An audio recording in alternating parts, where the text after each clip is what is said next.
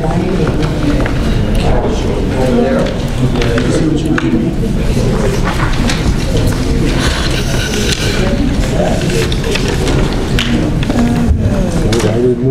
forward.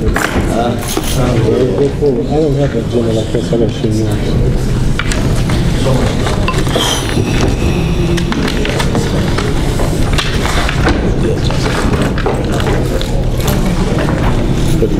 You guys had a public hearing for CDBG?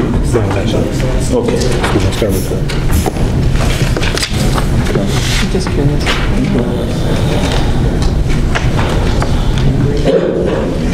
Especially that first one, that was the most contact. Okay, good evening, everyone. First of all, let me apologize for my tardiness today. We got a couple of things going on today. We've got a CDBG Community Development Block Grant public hearing. And before I get underway, I'd like to ask the individuals that submitted requests to speak, was this for the CDBG or for the regular board meeting? If anybody for the CDBG, please stand up. If you're not for the CDBG and your comments are strictly for the board meeting, then I'll just put them to the side. Okay, seeing nobody responding in the affirmative, Madam Clerk, I'm going to call the CDBG public hearing to order. May I have a roll call, please? Trustee Abraham? Here. Trustee Benson is absent. Trustee Hardwick? Here. President Jones? Here. Trustee McGreer? Here. Trustee Norris? Here. Trustee Brown Marino? Here. Item number 2, we have a statement of the public hearing. Yeah, Jim? Go ahead. Step forward, sir. Thank you. The purpose of this hearing is twofold. One is to report on the received comment on information Broadview provided for their annual reports for the current CDBG and open CDBG project they have. And the second is to receive citizen input on the application for the 2013 application, which will be due in February of next year. Notice of appeared in Suburban Life on October 31st. Comments are invited at the end. First part is a performance report. The village annual reports from October 1st to September 30th are due to the county and they were submitted for any open projects. The purpose of the reports is to show what work has been done and show how the money is being spent and making sure that the village is carrying through on their responsibilities for the project.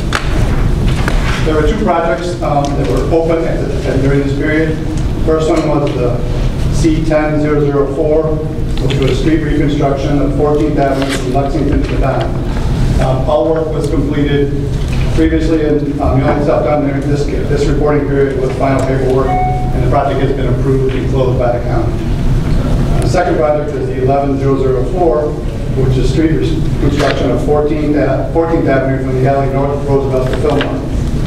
At the time of this report, which is September 30th, construction had not started. But since then, work has started on October 20th and is now complete with just punch list items remaining. This concludes the performance report part of the public hearing. Questions or comments?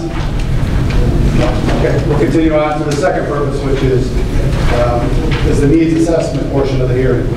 The CDB program has 2 objectives. One is to development of viable urban communities, and the second is to elimination of slum or flood.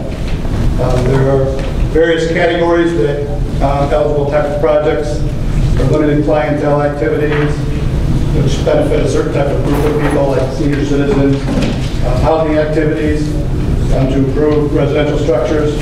Current housing rehabilitation activities are conducted through the West Suburban Neighborhood Preservation Agency. They have a program through here that the residents can use. Covers Broadview. Job creation retention activities for area benefits.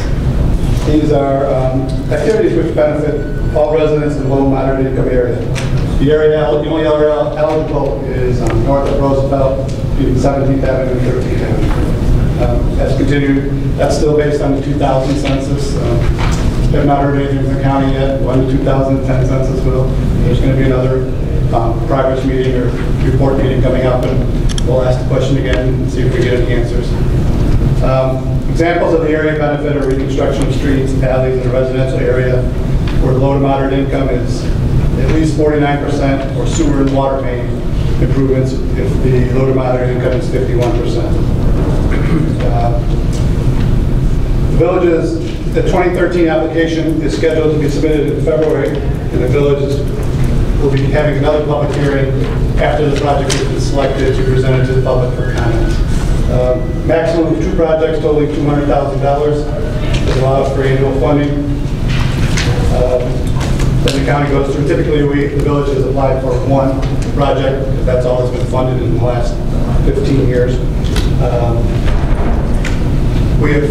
We put together a 5-year program a couple years ago addressing priorities in that area in 14th Avenue, which we will be completed with next year's project. Kind of completed. That was the first priority. The second priority is doing improving streets on 15th Avenue, but the whole area, anything else in that area is still eligible. We will be meeting, after any input from this meeting, we'll be meeting with staff and trying to put together an application and a project to apply for in February. That time, if there's any questions. For construction in 2014. 2014, okay. Do I have any questions or comments from the board, starting down here, Trustee Marino? So are you saying that 15th Avenue is the last of what had been projected for CDBG projects? It was a 5-year program. Right.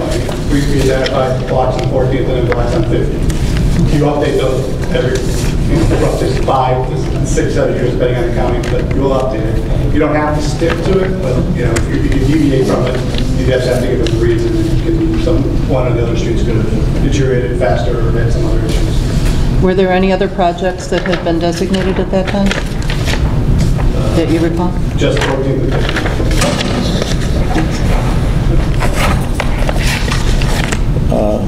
Trustee Morris? No. Trustee McGreer? No. Trustee Hyder? No. Benson's not here. Trustee Abraham? No. Okay. Well, I don't have any questions because I pretty much know, and I'm in the area, so I already know where the potholes and stuff are over there. So without any comments from the board, do I have any comments from the audience? If you want to make a comment, please step forward. Okay. Hearing none, the recommendation is to...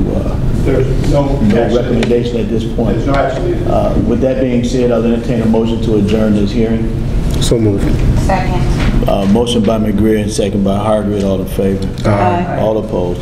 Okay, the CDBG public hearing is officially adjourned. Give us a couple of minutes. We'll be starting the regular board meeting. Has anyone heard from Ms. Benson?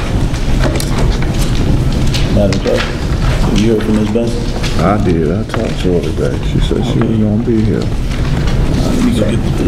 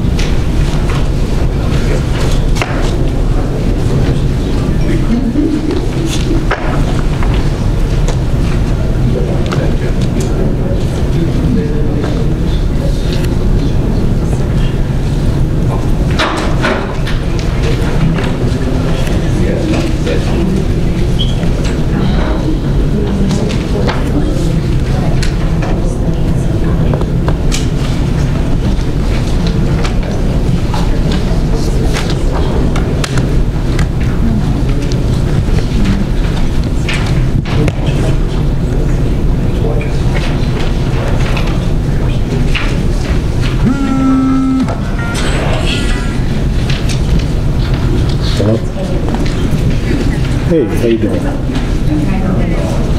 Good. Okay, the house home. Sounds good. No, we're good. We just wanted to know how soon you were coming, because I know Woody said he talked to you. Drive safely, take your time. Bye. Not the regular one. We did the CDBG hearing already. So come on in. All right. Bye-bye.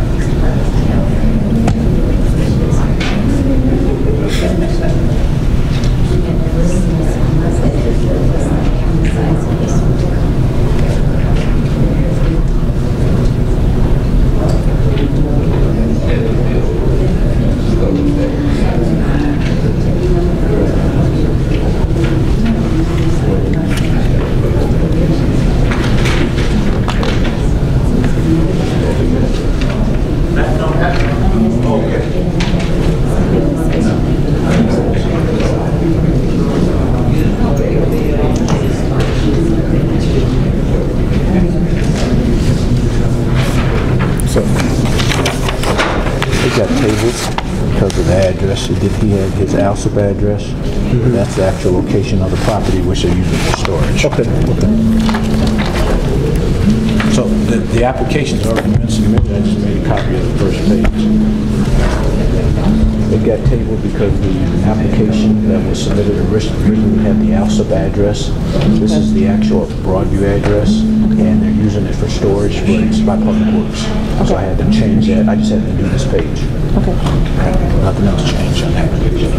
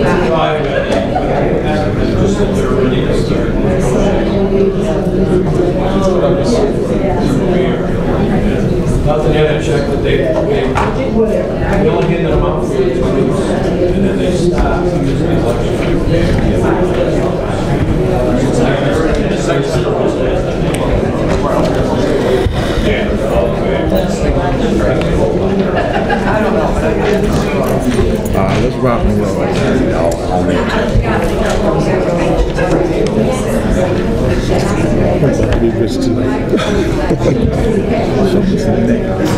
No, on this thing. On my laptop I show it to you, but not on this. I made about 2,500 yesterday. This is Woody. Give me my stuff. I don't just throw my stuff in. Okay. Oh, okay. Oh, that's fine. Okay. All right, if you've got any cell phones or pages or anything like that that would go off and interrupt the meeting, please turn them on vibrate or silent. Ready to call the regular business meeting for the Village of Broadview for November 19th to order. Let the record reflect it's now 7:54 p.m. Madam Clerk, may I have a roll call, please? Trustee Area. Here. Trustee Benson is absent. Trustee Hardwick. Here.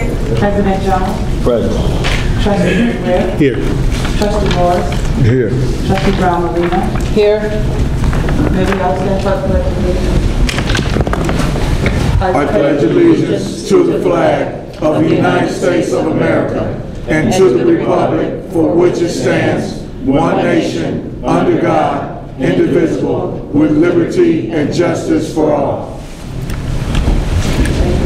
Maybe have a moment of silence, please.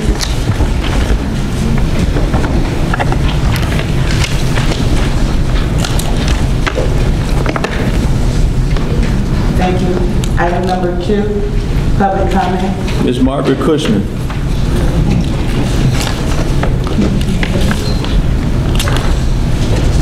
Hi. Hello. Cushman, 2422 South 16th.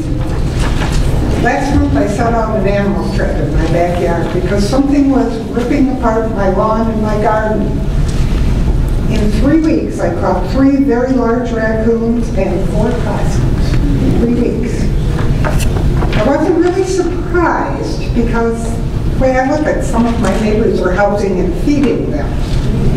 Last year I gave you these pictures. I gave everybody a copy last year. I know that I believe Mr. Buckshot went and looked at these houses, the garages, and warned these people. My understanding was that you have a year to do repairs and then they start ticketing or fining. It's now been 17 months. Not one thing has been done to any of the garages. These are only 2. I gave you pictures of 4. In the meantime, driving around town, I've probably seen at least 50 garages that look exactly the same way.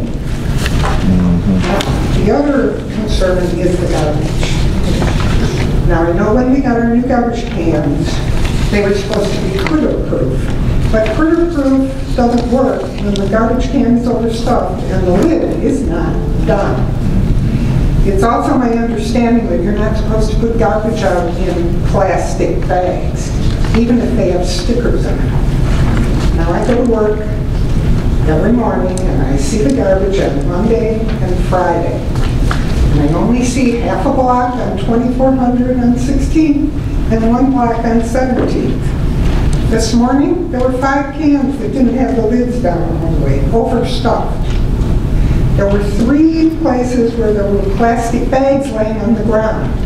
Last week, there were plastic bags and there were squirrels eating them. I figure squirrels is one thing, it can be rats next time. I understood you weren't supposed to put plastic bags out, even if they had a sticker on them. Am I wrong? Maybe I'm wrong, but I think that the garbage needs to be policed a little better. And some of the plastic bags have stickers on them, some don't. I see the garbage can with the plastic bag sitting on top of the garbage can, no sticker. I come home, the garbage is all picked up.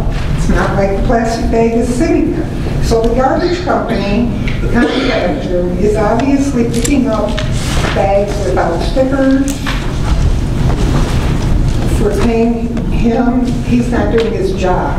I think somebody ought to be going around and looking at that. It's the same people week after week after week. I see people who leave their cans out 3 or 4 days too. So I think I would like to see some of the garages addressed in town. I mean, you don't even have to, you'd have to be blind not to see some of these. There's one right on 14th Avenue between 17th and 25th. It's worse than those pictures. Right on the side street, facing that side street. Winter is coming. I think it wouldn't be a bad idea to put in the bulletin maybe, a not so jumbo reminder, great big letters. This is what needs to be done. There are wild animals around. I prefer not having them marauding in my backyard, ripping up my garden. Or, well, during the summer, my grandchildren come. They're here after dinner. The animals are crawling around the yards. I was seeing them in the streets, crossing the streets. I would like to see something, especially the garages. That's a big job. 17 months is way past due for a fine. Thank you, Ms. Cushman. Marquita Smith. Good evening. Good evening, everyone. My question, I will stand so everyone can hear me. On November 5th, the expenditures for $380,225.21. On the motion, it didn't carry. Then we had a special meeting on November 5th. There was no, the agenda was tabled due to lack of quorum. My question is, I noticed for today's expenditures, it's not including the expenditures from November 5th. So what happened to the expenditures? How were they paid? And I know in question it was one particular expenditure for the chairs for the amount of $1,906.73. My other question to that is, were these expenditures from the November 5th meeting, were they paid? And if they were paid, who approved them to be paid? If the one expenditure for $1,906 was paid? And then my other question for that expenditure, who authorized the Director for Public Works to make this purchase when he is a contract director? He has been, are you saying that he has authority to have a credit card, a village credit card? He's a contract director. And that's all I have to say. Thank you, Ms. Smith. Mr. Wayne Arnold.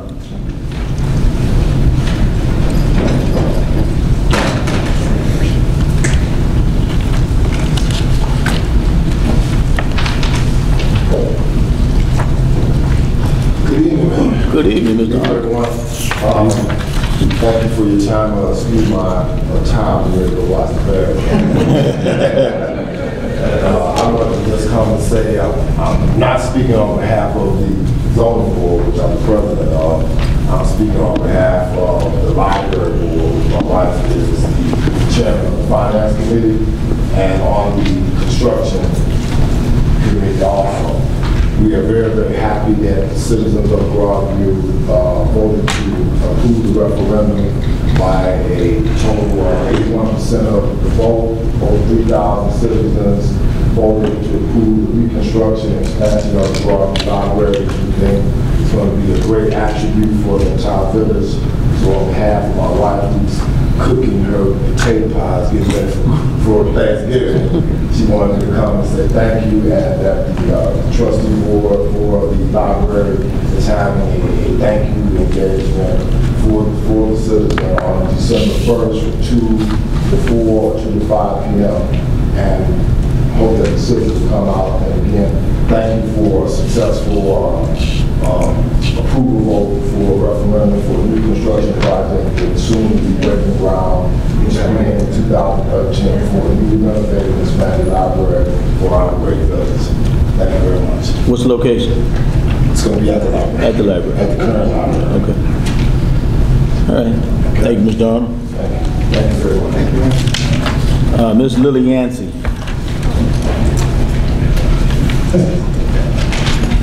It's been a while since I've been here at the meeting because I've been out of town. But if I'm not correct, I think the last meeting that I attended, they talked about the chairs that Matt Ames had. And I saw the value in the chairs that he's ordered since then. So I want to let the board know that I agree with the chairs. And that's all I got to say. Thank you, Ms. Yancey. And Ms. Jordan Gordon. only thing I have to say is that I've been talking to several residents in town, and all I've heard have been compliments for Mr. Ames for the wonderful job that Public Works has done on the streets and keeping things updated around here looking good. And I've also heard compliments about you guys too, so keep up the good work. It's I think every once in a while you should hear something nice rather than just complaints. Thank you, Ms. Gord. Madam Clerk, that concludes the public comments. Item number 3, consideration to approve the following minutes, November 5th, 2012, regular business meeting. Motion to approve. Second. Properly motion by Trustee Morris, properly second by Trustee Hargreaves. May we have a, does anybody have any questions or comments on them, starting with Trustee Marino? No. Trustee Morris? Nope. Trustee McGreer? Trustee Hargreaves? No. Benson? No. Abraham? All in favor? Aye. All opposed? The ayes have it. May become part of the record. Madam Clerk? Item number 4, consideration to approve expenditures, grand total all funds, $204,383.11. Motion to approve. Second. Properly motion by Trustee Morris, properly second by Trustee Abraham. Can I have a report from the Finance Committee? Sure. We only have a few things. AT&T, $4,875.45. Auto Truck Group, $32,271. Bank of Mellon Trust, $50,000. ComEd, $2,962.56. Geno's Heating and Plumbing, $12,100. The law offices of Phil Finaro, $43,085.40.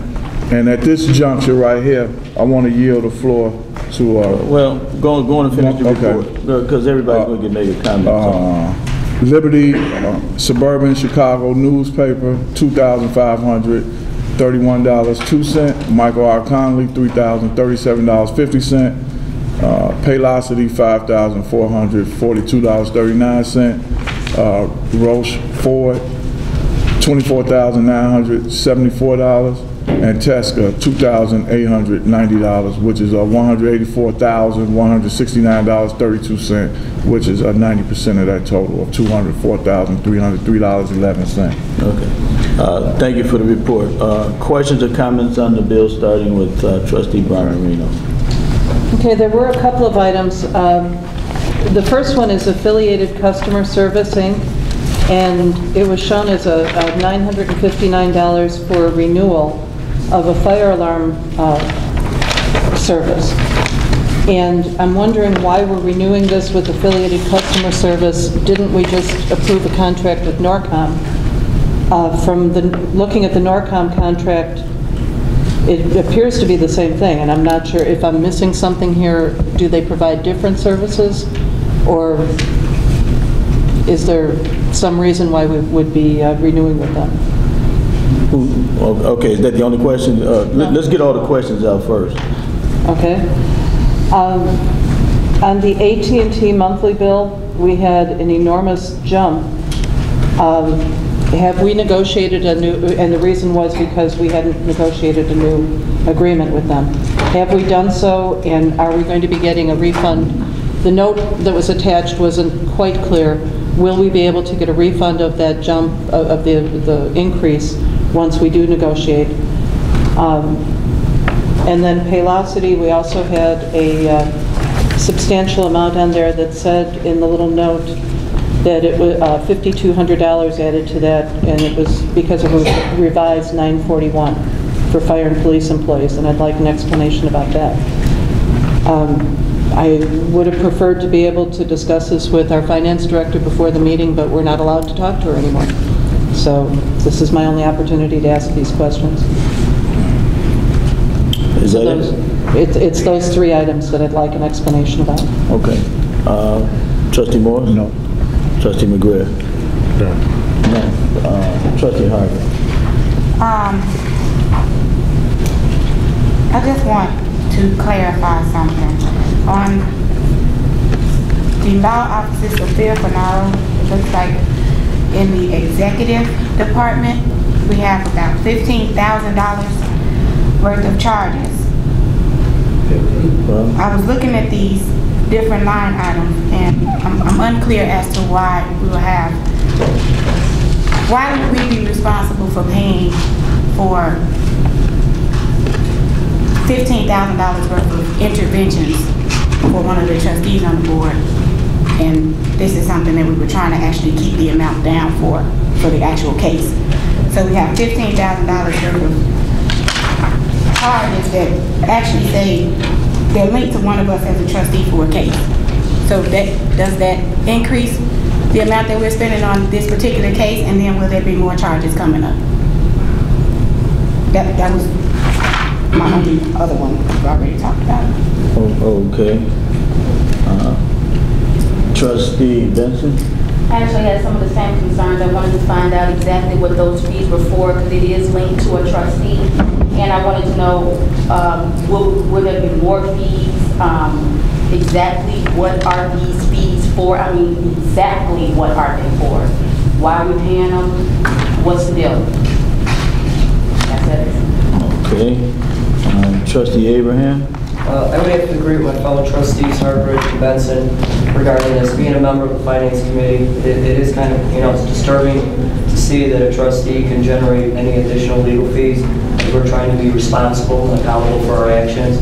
And in this particular case, to see that kind of amount and not to have a thorough explanation as to what, why, and all this, and then just the possibility of any additional fees and how much more that we should be subject to as a community and as a village to taxpayers. Okay, thank you, Trustee Abraham. I share a lot of the sentiments up here. We're going to go with the first question first, and that's about the renewal with the affiliated customer service for the fire alarms.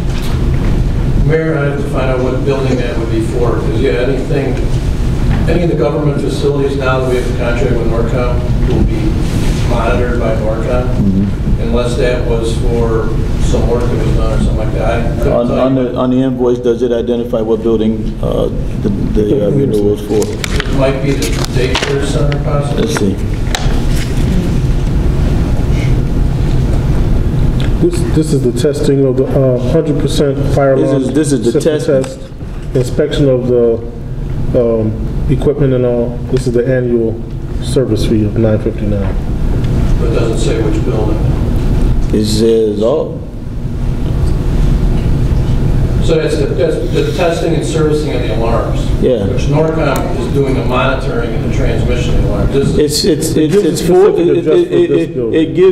It charges this building, but last year's contract summary, it's for 4 service visits at $441 each.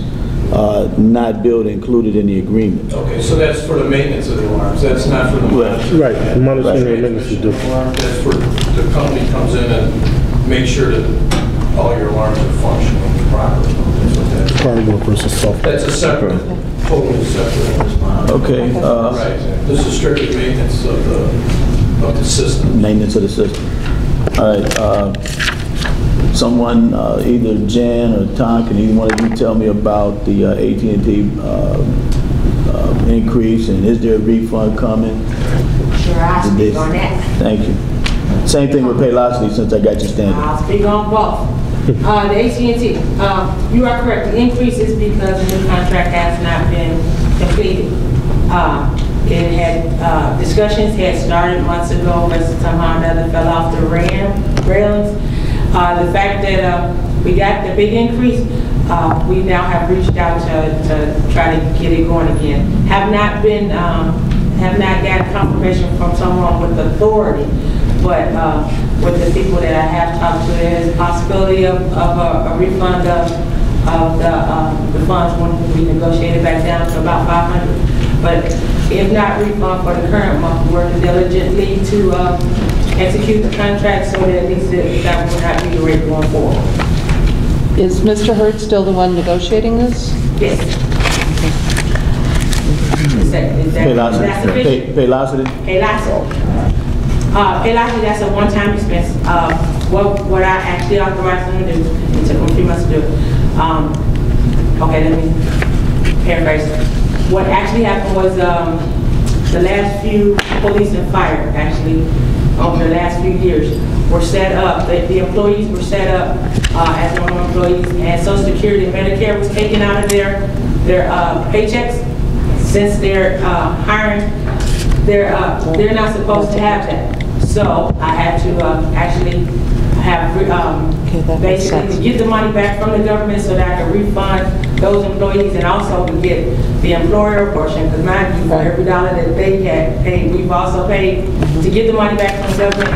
Had to have our payroll company prepare and submit our revised quarterly payroll tax returns for the last 2 years. And that's what that charge is for. We are expecting, I think it's 21,000, I forget the exact number, back from the state. So more than going to offset as far as that, because we'll be getting that money back and we've overpaid, but we have to go through that work. So that's a one-time expense. Okay. And we have corrected those employees and was very sensitive to the most recent employees to make sure that we set them up correctly. That was just that error on our part. Thank you. Thank you. Mr. Finaro, can you address the approximate of $15,000 charges in your legal fees for that? Sure. Basically, I'm going to try to avoid as much, I'm going to avoid all information related to attorney-client privilege information at this point in time. I'll just disclose what is all public record. Public record. Okay. Basically, what's happened is a resident who's also a trustee, Judy Brown Moreno's filed what's called a petition to intervene into the Chicago Joe's litigation. She's provided reasons that are stated in her petition to try to get involved in the litigation aside from what the village is defending the lawsuit. So it's a second sort of tier to this. So you can intervene in cases for certain reasons. This went through the court system and the judge denied the original petition intervening. So to answer the second question, I think of Trustee Hartford, is that yes, there'll be additional fees associated with this because Ms. Brown Moreno filed what's called a motion to reconsider that decision of the court, which is presently pending. It's been briefed and we're waiting for a ruling from the judge. Hopefully that clarifies why I'm going for it. Okay, is there any potential additional exposure to the village because of this? Should Chicago Joe's have issue with it? I think I understand your question, Mayor, and I wouldn't want to go any further as it relates. I just want to stick to the public record. Okay. That's okay with you on the board. Not a problem. Okay, so that explains the expenditures at this point to the board. You got another question, sorry? Is there any type of way to recoup those, or are we always responsible for something that one of us do as a board member?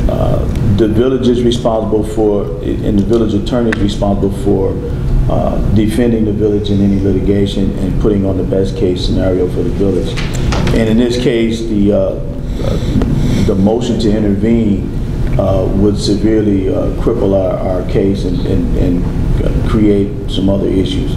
Without getting into a whole lot of details, and I think that I would suggest you talk to the attorney, one-on-one about, the specifics about what's going on with the case, because this is an ongoing litigation that's about 6 years old, and it could be it's already been very costly to the village, and now it's even being more costly, unnecessarily. So it is what it is. Okay. At this point, I'll entertain a roll call on the bills, Madam Clerk. Trustee Abraham? Yes. Trustee Benson? Yes. Trustee Hunter? Yes. Trustee McGreer? Yes. Trustee Morris? Yes. Trustee Brown? Yes. And that motion carries unanimously. Item number 5, report for the village officer, building department, Commissioner David Upshaw. Good evening. Good evening. Good evening.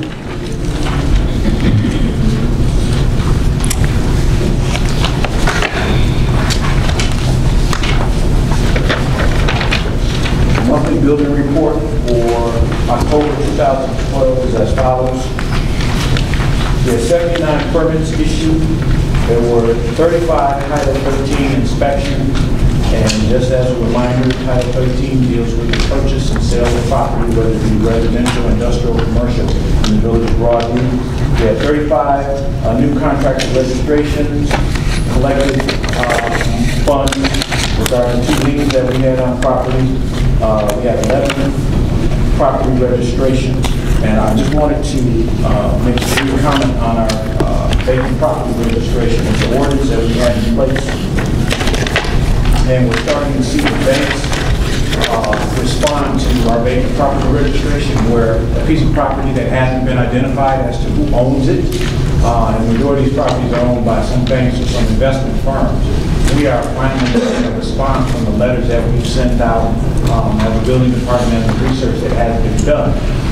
Once we have identified those individuals, we are sending them letters saying that, in fact, are you or do you own this particular property? So it is a village ordinance that it be registered with the village of Broadview, and that requires it's a home, a $250 registration fee. As of today, we got more than 35 contractor vacant property registrations. That's for foreclosed property as well as abandoned homes. So we're starting to get some response from letters we've sent out since, I'd probably say since maybe 2010. Complaints, we had 5 complaints. I'm sorry, we had 10 complaints, and those complaints dealt with grass issues, abandoned properties, and contractor registration. We issued 5 compliance tickets, and there were a total of over $13,000 in collected fines. As of today, or I should say as of last month, let me regress for a second. Back in 2009, when I became appointed building commissioner, one of the things I wanted to do was to make sure that the building department was organized and ran as efficient as could be. And back then, I spoke about outstanding tickets going back to 1999 that had not been collected by the building department. It was close to 1,000 tickets. As of today, we have 121 outstanding tickets that have yet to be collected. We've collected, the oldest date was 1999. Now we have 16 tickets from 03. We have 3 tickets from 04, 7 from 05, 5 from 06, 3 from 07, and then so forth and so on. But we're trying to clear up the backlog, identify the oldest of these properties, and collect any outstanding violations. In terms of the exterior inspections for the village of Broadview, a resident had an issue or had a complaint regarding the interior inspections. The interior inspections have been done for the entire village of Broadview. The board recommended that we give everyone an addition, give them a year to make the corrections of any violations on their properties. It has been, in some, depending on where we started, which was Beverly and the International Harvester section, it has been more than a year. We recently completed the inspection for the whole town. At this point, I would like people, residents, I should say, citizens of Broadview to be compliant. It's not about writing tickets, because I can write as many tickets as you like, but if they only have $1, you're only going to get $1. And if they don't have any money, you're not going to get anything.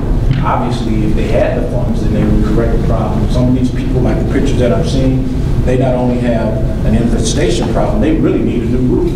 And these individuals told me that they did not have the funds. So who am I to question their financial viability? I give that same consideration to anyone in this room, any resident in the village of Broadview, because I don't know your financial situation, I don't know your economic situation. All I can ask is that you let me know when you can make these improvements, and if anything comes across my desk where I can help you, a grant, a loan, any type of assistance, I will make sure that it's communicated to all the residents of Broadview.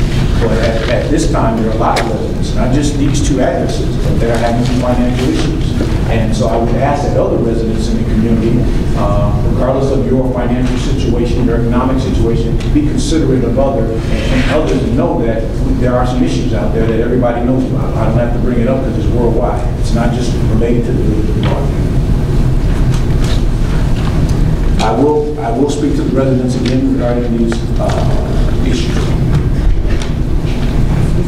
In terms of the animals, the village of Broadview, we do not have an animal care department or I will call the county. I will speak to Cook County regarding the animals and see if we can address that. Recently the Broadview Westchester Agency had a groundbreaking ceremony, which was last Wednesday. So they are going to begin work on 10th Avenue and Roosevelt Road.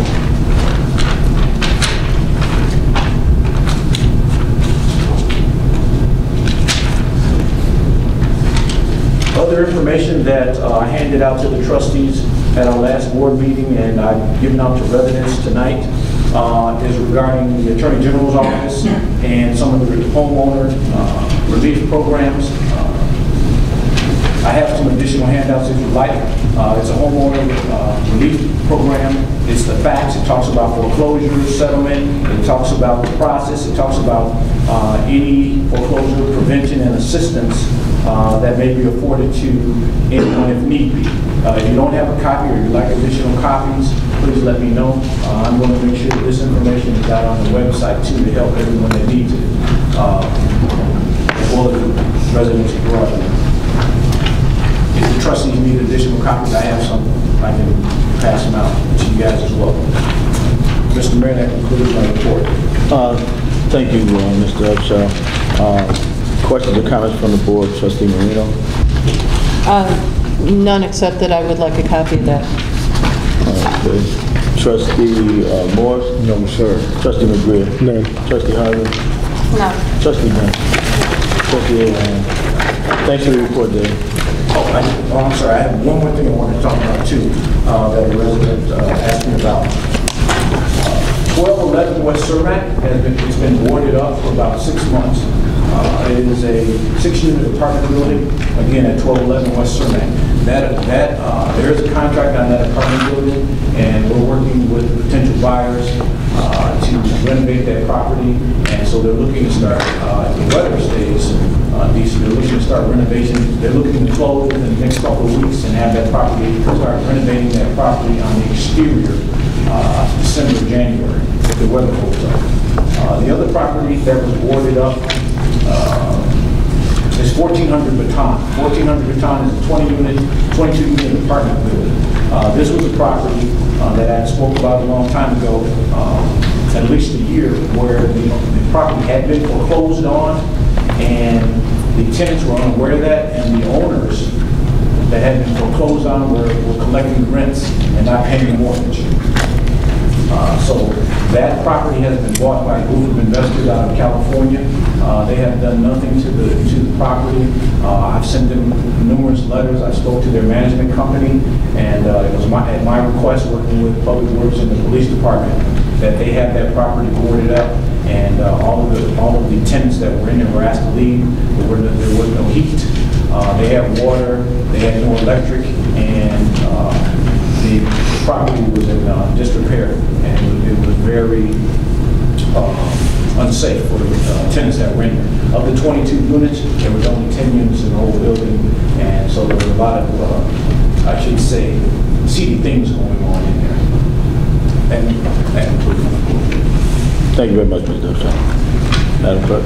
I'm the Village Officer, Finance Department, Jane Baptist.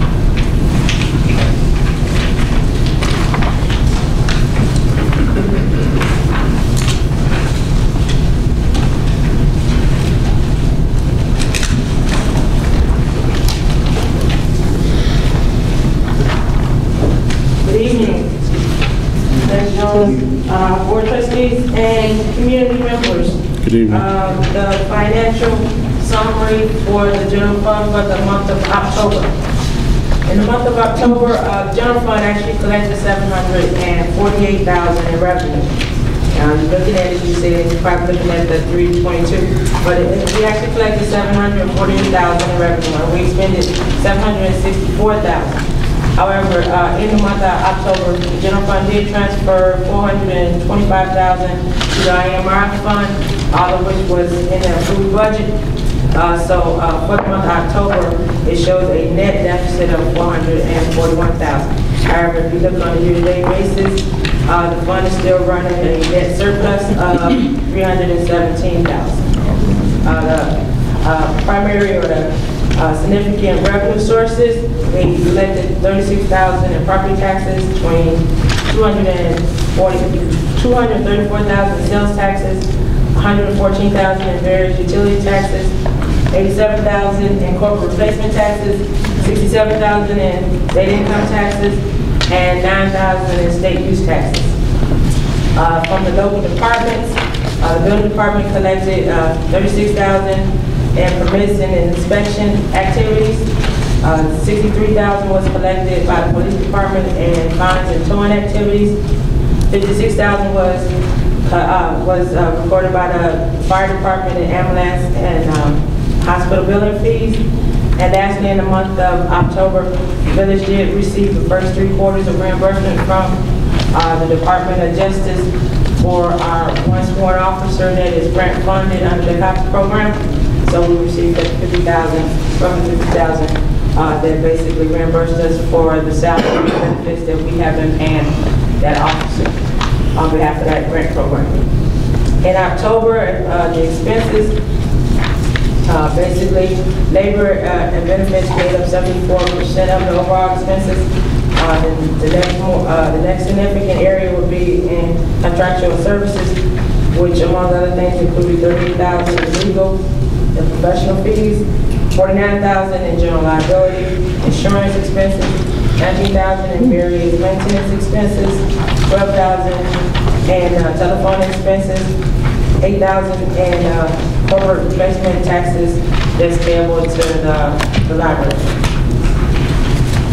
On a year-to-date basis, October marks the halfway point of the year. Reported revenues represent 48%, which is slightly below. Year-to-date expenses basically represent 45% of the budget expenses, which is even more below. So even though our revenues are not quite on target, our expenses are being held to task. Good job, department heads. Some of the things to keep in mind, if you look at our property taxes, we have basically collected 93% of the 2011 taxes, so we're at almost, we are typically historically at 98%, so there's still some room with collections that just be lacking, but we're pretty good with that collections, and so the next big cash infusion will be at 2012 levy, which I'll speak on in a minute. If you look at our other taxes, as far as sales, utilities, and use taxes, both are running ahead of budget. Our local departments are also running ahead of budget. In the other financing areas, I mentioned that in October, with the board's approval, because you all did take action in October meetings, to approve the inter-fund transfer from general fund to the IMRF fund. That's a one-time allocation. So that's the reason why it's somewhat distorted, because that won't happen more once. On a year-to-date basis, if you look at the departments, most of the departments are running under budget, with the exception is on one exception that happened earlier in the year. The building department, which is the municipal building department, is running ahead of budget because of the cost of the repavement of the parking lot, which wasn't budgeted. And also the public works department is running ahead of budget because they did purchase their winter materials early. So over time, this distortion will dissipate. Other things to discuss real briefly. Momentarily on the agenda, we'll have a representative from our audit firm, Baker Telly Cross, to present a summary of the official audit report for the fiscal year ended April 30th.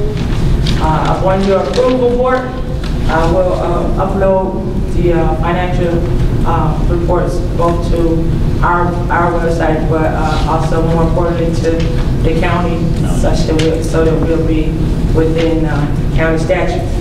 The annual report has already been submitted to the states on our behalf by auditors. The annual treasurer's report, for those who might not have seen it in the newspaper, it was published October 31st. You know, the annual report that lists what we paid and what we paid.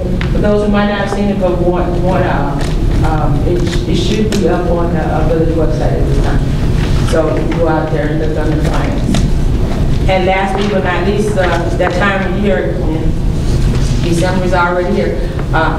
For the board members, I see all y'all computers up, so you all probably have already received, because I did send them to you today, 2012, my proposal for the 2012 levy. The reason for the time frame, I would like to I actually would like to have it early in December, in such that we won't wait till the second meeting and be sweating, meeting the deadline. So what I have done is already arranged for the hearing to be placed in this upcoming Wednesday's paper, and to the board member, to the citizen, the hearing will be before the December 3rd meeting at 7 o'clock. Say why I have it in this upcoming one, because this upcoming newspaper, the 21st, will be less than 14 days or more than 7 days from December 3rd.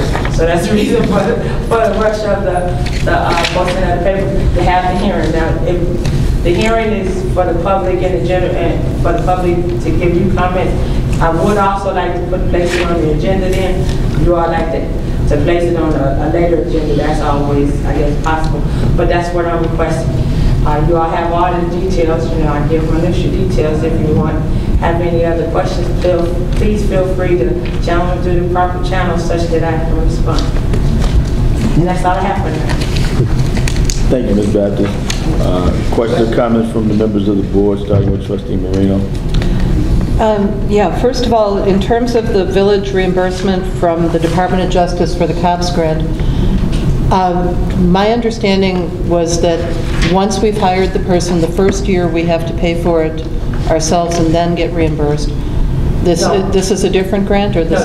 No, that's the grant, and it actually is for the first 4 years, if I'm not mistaken. Right. The first 4 years, it's a 4-year grant, and what it is we have to pay for, and so he's on our regular payroll. Right. On a quarterly basis, we submit documentation for what the actual expenses that we have incurred. So we actually submit the payroll activity and the related taxes and benefits that we pay on his behalf.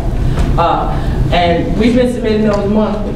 And maybe because we just getting started or whatever, but it was running a little behind, but actually the Department of Justice popped all 3 of the quarters out to us all at one time in 1 week. So now that it's up to date, and we've always been reporting them timely, so now that they paid up to date, my assumption is that we will get those payments on a quarterly timely basis that actually will not keep our cash replenished, because we are paying our employees. And it's it's a 4-year, so for the first 4 years, and then the 5th year we have to keep them at least 1 year beyond that. I'm saying it correctly. Does that make sense what I'm saying? Yes, it does. Okay. One other point that I wanted to ask. First of all, thank you for your reports. They're always so thorough, easy to understand, etc. My only concern now is, since we're no longer allowed to see the monthly budget versus actual, and those reports that we were getting from you up until about 2 months ago, those reports included all funds, not just the general fund.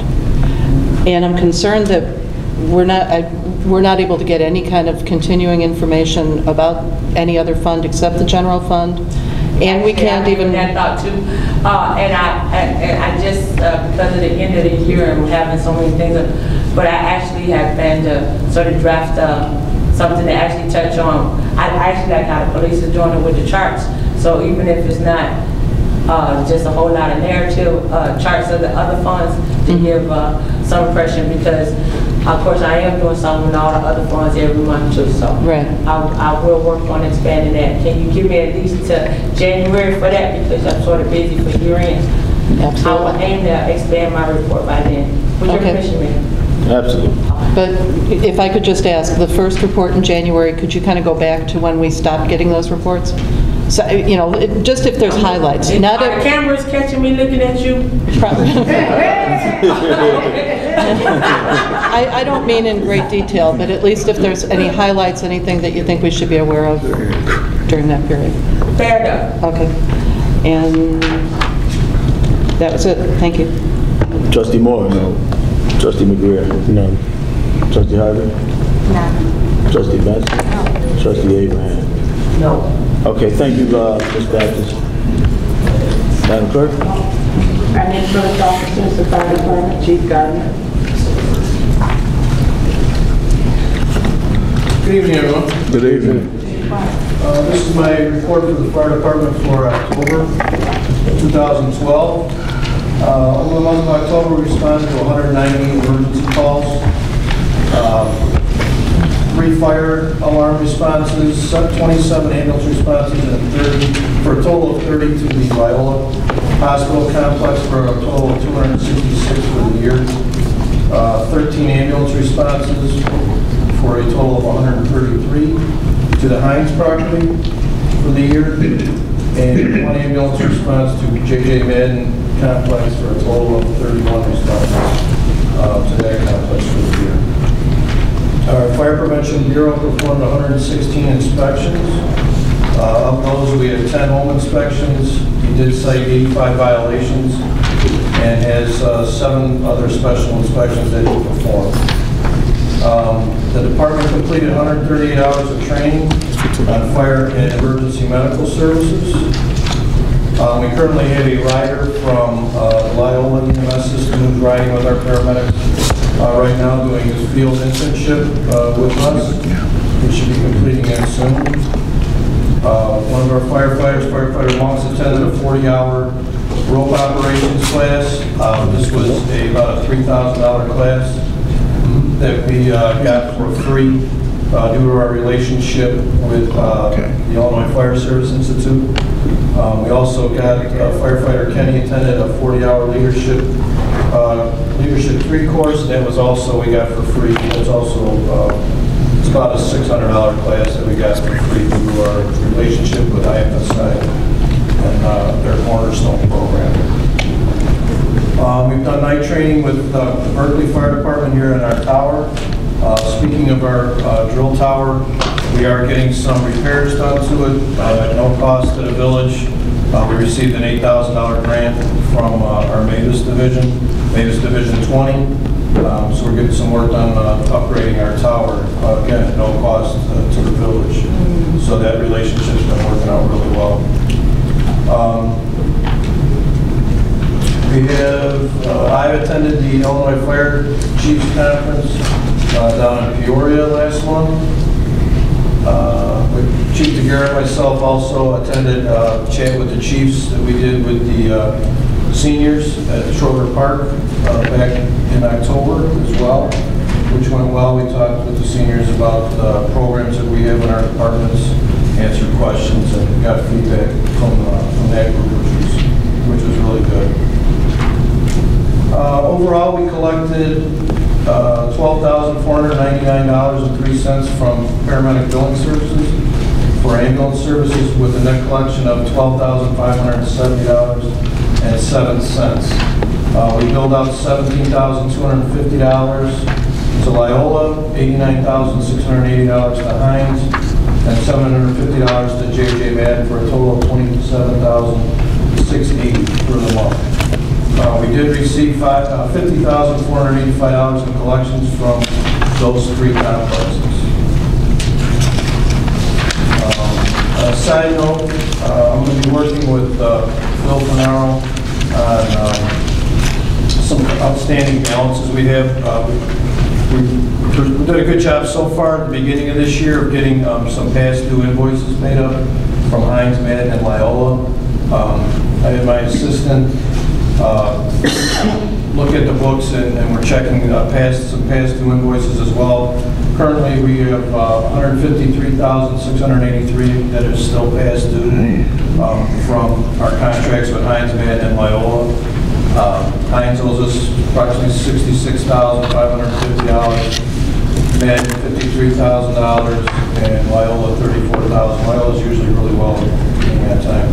Madden, due to it being a state entity, we're having some issues with getting some payment. But I'll be working with the village attorney again, trying to collect some of those fees. People that don't know, the month of October includes Fire Prevention Week, so this was a big big time for the department. It's always a big time of year, busy. Beginning of October, we had an open house during Fire Prevention Week. It's the first one we've had in quite a while.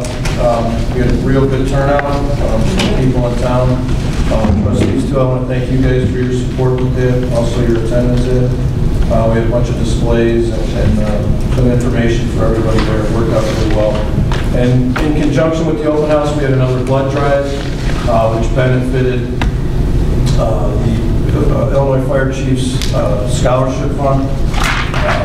We did collect 30 units of blood during the open house, which was very, very good.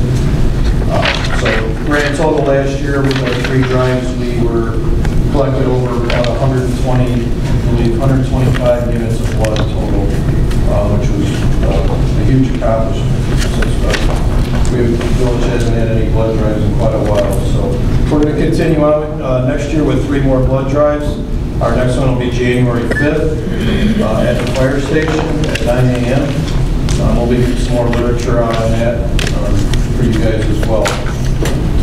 During Fire Prevention Week as well, we usually tune up a lot of things. We're pretty busy. We went out to both Lindop and Roosevelt schools and witnessed fire drills, performed fire drills at both of those schools during the week. We conducted 911 classes with the younger children where our firefighters go out and they teach kids about dialing 911. We have phones there where they can call and we answer. It's a good class for the kids. We also did some assemblies on fire safety at both schools. We had at least 120 students in each assembly, which was really nice. Also during our open house, we collected some donations for breast cancer research. And October is everybody's wearing pink in October, so we were part of that. If you saw some of our guys, they had pink uniform shirts for the month of October, so we are supporters for that cause. So, again, I want to just thank the residents for all their support and even more so the village board and the mayor for all you guys' support as well. Thank you very much. That was my report for the month of October. Questions or comments for Chief Gardner, starting with Trustee Marino? None. Trustee Morris? No. Trustee McGreer? No. Trustee Harger? No. Trustee Benson? No. Trustee Abraham? Just wanted to comment on your open house. It was very nicely attended by everyone, so it was good to see again in the community. So thank you again, Chief. Our next village officer, Police Department, Chief Guerrero. Good evening, Mayor, Board, residents. Good evening.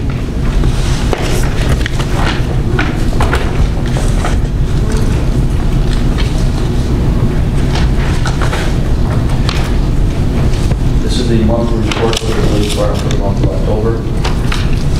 Obviously, the police department continues to evolve. Last month we had promotions and appointments to Wagner, the deputy chief, unconscious to lieutenant, administrative commander, and Dan to sergeant. And I'm going to say that we're doing a lot better with the last changes. Operation Santa Claus participated last year, and this year I believe we have more people that's involved, more entities, the library, the park district, the fire department, the police department. We have the Rotary Center for the department. And so what we'll be doing is collecting funds for this initiative. And I believe that the park district has sent out letters to businesses and residents of the village. And we're going to target, I believe, and purchase toys, clothes for families abroad. In addition to that, we have the tops for coats. We're going to have 3 boxes here at the police department, the park district, and the library. And those that have either new or newer coats that you don't wear, you don't want, don't fit, put them in these boxes, and we're also going to give those out during the Operation Santa Claus initiative. In-service training. Members of the police department participated in an annual in-service training at the fire department where we were either recertified or certified on CPR. Fire department with that. And in addition to that type of training, we're looking at other trainings. We're looking at defensive tactic training, probably twice a year. We're looking at qualifying with our gun, shotgun, rifle, etc. Twice a year versus once a year. We're going to be conducting an active shooter training somewhere in Broadview, and we're also working with the schools on their emergency school plans. I have here a community alert. It's, I'm putting it back as well. It's also going to be on the web. And basically it's holiday season. So we have to remember, we have some tips in here on what to do best comfortably. Put your purse somewhere where it's secure. So there's like 15 tips that Sergeant Koska, our community policing officer, put together for the residents. So I'll give it to the board members, put it in the back, and it's also be on the web. Based on the change that we've made in the police department, and I think everyone, at least those that come every month, listens to or have heard me say we've made some changes, we are restructuring, we are deploying our officers smarter, and it's all based on intelligence-led policing, and this is just over the weekend, again, based on some of these changes that we have made. People ask, well, why are we promoting? Well, we're promoting because we didn't have supervision out on the road. And for the last year and a half, we didn't have a promotional list, so we couldn't promote. So we had officers in charge. So it was a risk liability issue for the village. And finally, we got the board to approve some funding for promotional testing. We got the Fire and Police Commission to put this testing together. We made the test, and hence we made these promotions. Based on that, now we have supervision. Now you see the results of having good leadership out there. And based on that, these are the things that we're going to be seeing. These are the results. This is 25.5 grams of heroin in 52 packets. They're selling them out there in Broadview. And this is in the 15th and Harvard, 52 packets of heroin. This is like $3,500 street value. But that's just one of the arrests. We made 3 cannabis arrests, and we were a low weight. We did it on a village ordinance, so those were 3.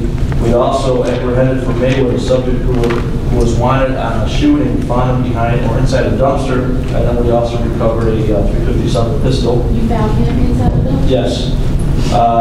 We made a traffic stop. Pursuant to this stop, we recovered and seized a pound of cannabis that was also going to be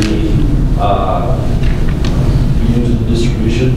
And then we also received information on Thursday by the Chicago Police Department that they were looking for a subject that resided in this area, the Maywood, Bellwood, and Broadview area, and was wanted on murder. Our guys found him, and we picked them up yesterday, locked them up. They picked them, and CPD picked them up this morning. So these guys are doing an excellent job out there. These are your officers. We have an excellent supervision out there, and they're here to protect you and the quality of life. So kudos to them, and thank you, board, for supporting our initiatives, and again, the residents as well. So on that note, I'm going to go with again, intelligence-led policing. And when I came here, I told you that I go with stats. Numbers don't lie. And when I see a spike, I want to know why that spike. And what are we going to do to decrease that spike? So the uniform crime index, I remember a couple months ago I indicated that the state police got on us, but others, that we were not reporting our UCR numbers correctly. So there may be a spike in the numbers, but at least we are reporting it accurately. So last month we had 39 in the crime index. October we had 32, so there's a spike down, and I hope it continues to go down. And arrest and the uniform crime. Uniform crime is homicide, criminal sexual assault, robbery, aggravated assault, burglary, theft, vehicle theft, arson. Those are what the UCR looks at. That's the FBI looks at these type of crimes. We've made last month we had 6 type of UCR arrests. In September and October we had 14, so a spike up. I like to see a spike down in the offense. I like to see a spike up in the arrest. In the monthly comparison in total citations, we had 460 citations last month. In arrests. That means all arrests. We had 41 arrests, so again, good job to these guys. As our finance director indicated, we brought in $63,000 in fines, fees, and tolls. So good job to them on the enforcement side of the house. Summary. So we responded to 2,088 calls in September, and in October we responded to 2,222 calls. So our calls are going up. I'm sorry. No, our calls went down. In October it was 2,088, September was 2,022, so it went down. 5 warrants were served for other law enforcement agencies. 4 people were fingerprinted for employment purposes. We had 1 violent offender and 1 sex offender that was registered at Broadview. And we had 44 cases assigned to the Detective Bureau. 21 of them were cleared upon investigation, and 3 were cleared by arrest. That's a 47% solvability rate, so that's pretty good. Let's see what else I have. As part of the community policing, strategy is Officer Costa puts this on the web. It's a police watch, provides information on what we're doing, CPR training, crime mapping, as you are aware, we're in crime mapping, so you go online, you see what we do. That's real-time information on the crime in Broadview, where, what time, etc. So you can see it. I'm all about transparency, people. So if I tell you something, it's accurate. It's going to be on the web. Number 2, Nixle. I indicated we're going to be on Nixle. That means it's a robocall on your iPhone. And I believe we went up last week, and I believe we already had 64 people signed up. So that's kudos to the residents, and not only in Broadview, but it's also the people that are around Broadview will click into the Broadview Nixle information. And we also teamed up with the Illinois State Police and ATF and conducted a firearms owner identification type of operation, what I call the triangle. The triangle is Bellwood, Maywood, and Broadview. So we look at the resources that are out there, contacts that I have in other agencies, and these are free resources that we get here in Broadview to provide service to the residents. That concludes my report, Mr. Mayor. Thank you, Mr. Chief. Questions or comments from the board? Starting with Trustee Marino. Yeah, I do have a question about the emergency contact list.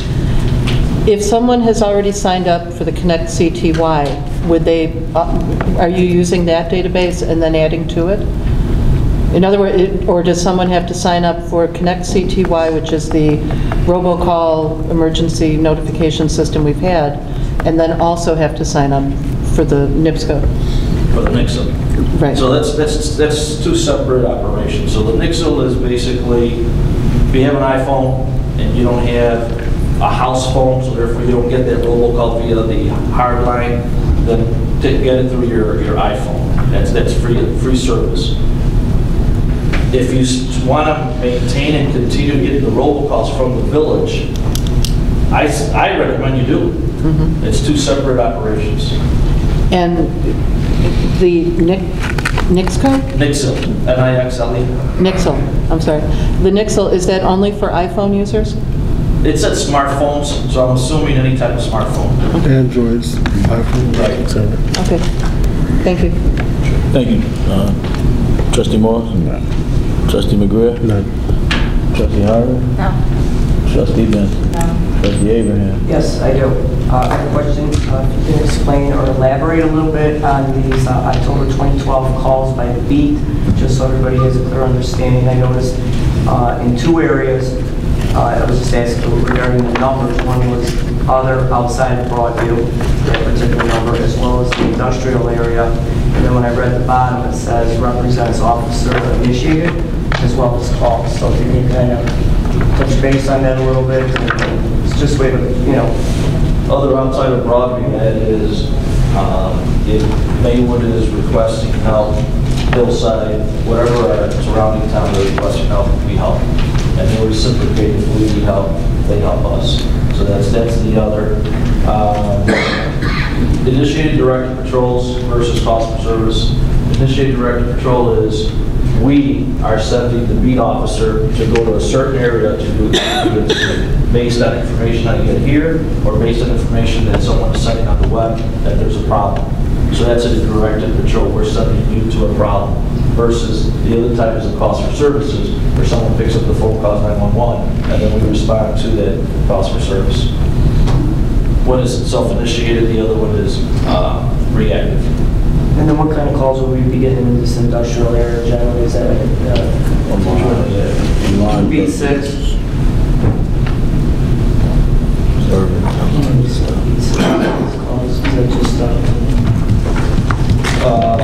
That is probably, those are, whether it's a burglary, a theft, or not a theft, burglary, a domestic, whatever, in the industrial area.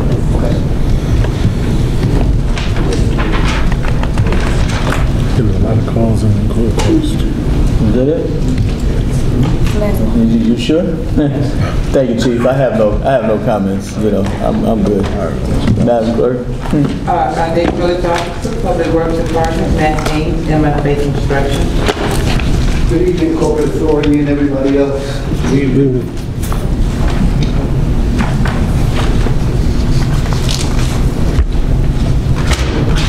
Do you mind?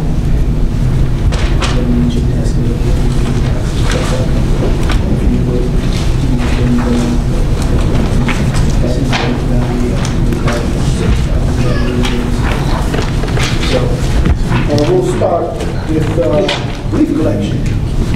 Leaf collection will continue for the first snowfall, and we do want to thank the residents and the businesses for the cooperation in bagging the leaves. Not nearly as many warnings or citations as this year. Obviously, everybody's understanding that we're operating without the apparatus that we had in the past, and that was a leaf sucker. That being said, our street sweeper, Mayor and Board of Trustees, is being utilized probably 3 times more than we probably should, simply because we don't have some equipment to do seasonal work. We got it retrofitted a couple of years ago to help us as a stopgap measure for the sewers and catch basins, to clean those out after the 2009 floods. But we continue to use it because right now we have no other alternative.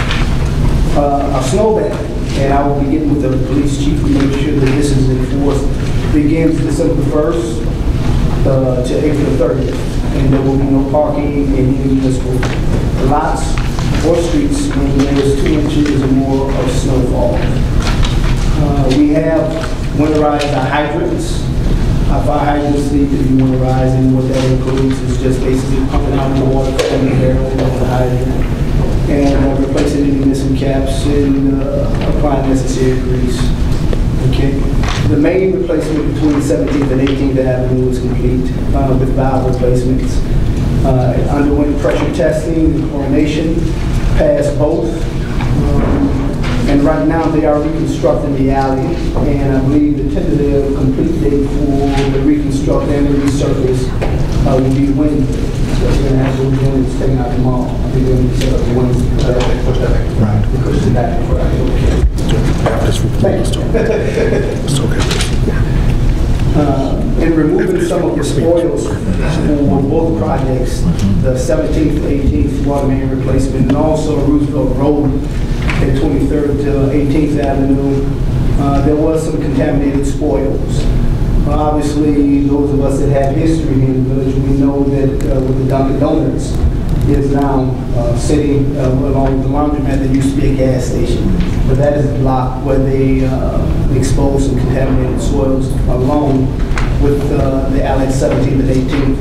So those contaminated spoils are right now being housed at 17th and Lexington until they get permission to dispose of them properly, and typically they incinerate that type of contamination.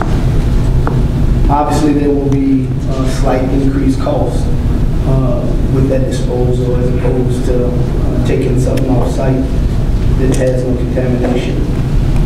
The water main replacements on Roosevelt Road, They are working on schedule of being there at 18th Avenue, and they're expected to complete before Christmas. And that includes the cross ties into the side streets, 18th, 19th, 20th, so forth and so on. Also the main replacements, or should I say the hydrant replacements, and any valves that need to be replaced as well. But more than that, I think I'm going to make the bulk of my report about this water main break that we suffered just last week, as a matter of fact.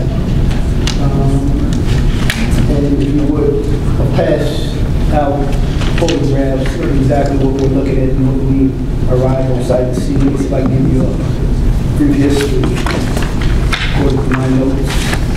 At 4:51 a.m., I received a phone call from our acting superintendent of the Broadview Westchester Joint Water Agency, Mr. Paul Dow. And Mr. Dow informed me that we had an alarm going off to our water tank. Our water tank holds 1.5 million gallons of water. It's approximately 43 feet high and 43 feet in circumference. That being said, I immediately contacted Geno's Plumbing, and I mobilized our public works personnel to find out what was going on there. And about 2 minutes later, the police called to say that residents had called in to report loss in water pressure, mainly at 17th and Fillmore. So I knew that we had a massive break. It was just a matter of locating it, and it didn't take long. The minute I went to cross Roosevelt Road, headed down to Public Works, it was obvious. The streets were flooded. I mean, it looked like 2009 all over again, right in front of the Financial Bank. In fact, the break was so massive that it buckled the concrete slabs on Broadview Road. It literally pitched them into an A-frame. With that being said, we were able to locate the necessary valves that needed to have been shut down to isolate the break. It took a while. There were some questions that according to Public Works, for instance, well, why did it take, if the break occurred at approximately 4:33 in the long run of 4:51, why did it take so long for the water order to be issued? Well, Paul Dow, acting superintendent, lives in the north suburb, and he has the potential, but unfortunately, because of this outdated structure, this pumping station, he was not able to access the SCADA. SCADA is an acronym for Supervisory Control and Data Acquisition. Okay, basically, you can plug a laptop, iPad, and see exactly what the condition is of the distribution system, most certainly our water tower. But because his application had failed for whatever reason, we didn't get that information until he arrived at the pump station. But as soon as he informed us that we had a loss in pressure below 20 psi, which is 20 pounds per square inch threshold, we immediately called the police department. We were all out in the field trying to, like I said, shut down valves, and asked them to put out a reverse 911 call, a precautionary boil water alert. Looking at the break in the flow that was coming out of the 16-inch main, there was a general consensus that the water was safe to drink. However, because of IEPA rules, we have to put this boiled water out as a precautionary measure. So that went out as soon as we were informed that, reading the SCADA or the Honeywell system, that we had fallen below the threshold. Fortunately for us, meaning the village of Broadview, we had a backup pump that kicked on. To illustrate what had occurred, within 3 minutes, as a matter of fact, if you look at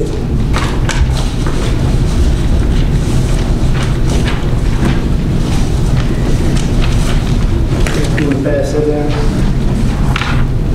And I did give these out to residents so that you can follow along. But this is an indication of exactly what happened within 2 minutes and 40 seconds. We lost approximately 300,000 gallons of water. And the funny thing about that is that it was a fissure crack from a previous repair. If you flip through the photograph that I handed you, you'll see the 16-inch break on the first page. This is a fissure crack, but it extended probably about 4 feet. And if you go to the next page, you can see that somewhere previously this water main had been repaired. Nobody has any history of it. In fact, I had a 30-year-old water employee, Mr. Sam Sacco, says that in all of his years of service in the village of Broadview, he had not seen a break the likes of this. But at some point, obviously, this 16-inch main was sleeved, and it was a blowout. So, meaning that at some point, a whole chunk of pipe just literally blew out. They sleeved it. And that's typically what we do in our repairs now to help mitigate cost. If we do a section replacement, it's more costly. If we need to sleeve like a Band-Aid, obviously, the costs are reduced dramatically. So, the next page highlights the section that had to have been replaced, okay, with couplings and 16-inch pipe that we just happen to have down the street. Why?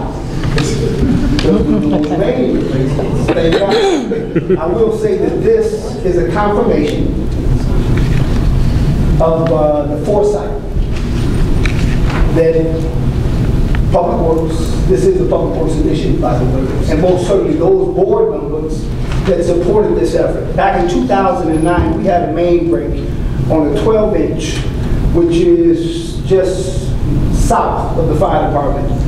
And it triggered an alarm, and of course, that was the first boil water order in my tenure. But I knew that that type of break would be catastrophic if, in fact, it occurred on the 16-inch main. Speaking with the engineers, these mains are roughly 70 years old, okay? And that's, in my mind, proven by this next photograph as triangle structure was out here doing their excavating. Then we covered some wood that looked like it was part of the original framing for the street when it went down back in 1914. So, thank God for those board members that supported this capital improvement. When I say that, we've got a long way to go. The main replacement is probably just at about half. We still need to figure out how to get east of 17th Avenue to the pumping station. I know the mayor and some other dignitaries were out at the groundbreaking ceremony for the new pump station again. Once again, you know, 2 years out, we're coming to find out the critical needs of the village and try and put them in motion. I believe you were on board at the time, Trustee Ms. Ely, should I say, and I appreciate your support, most certainly the support of the board that did support the initiative. Okay, I believe that you're about the only one that did it. So. It wasn't the idea of replacing the mains that I objected to. Of course, thank you, ma'am. But anyway, yeah. So just as a confirmation for the critical need for the capital improvements that need to be had, I know there's a lot of flim-flam discussions, political discussions about what we should or should not do and so forth and so on. I will say this. We cannot suffer many more breaks like we had in the last week. So I feel good for the main replacements from 17th to 23rd. Obviously, these are new mains, new valves, new basins, new hydrants, and so forth. So these are arterial mains. And the only way I can illustrate it to you would be like the human body. For those of us that had biology 101, your body is a series of veins. Okay, and the most critical ones are the jugular, okay, and so forth and so on. So, if in fact you suffer a cut on your hand, chances are you could probably compress it, Band-Aided, and it would heal, it would be okay. If somebody cut your jugular, you probably have a matter of seconds before you would drain of all your blood. This is our jugular. The pipes that run from 10th Avenue down Roosevelt Road, 25th Avenue to our water tower is so critical for replacement. I don't know where the money will come from, how the board will approve in the future those needed replacements, but I'm only reporting the facts. Okay, 300,000 gallons in 3 minutes.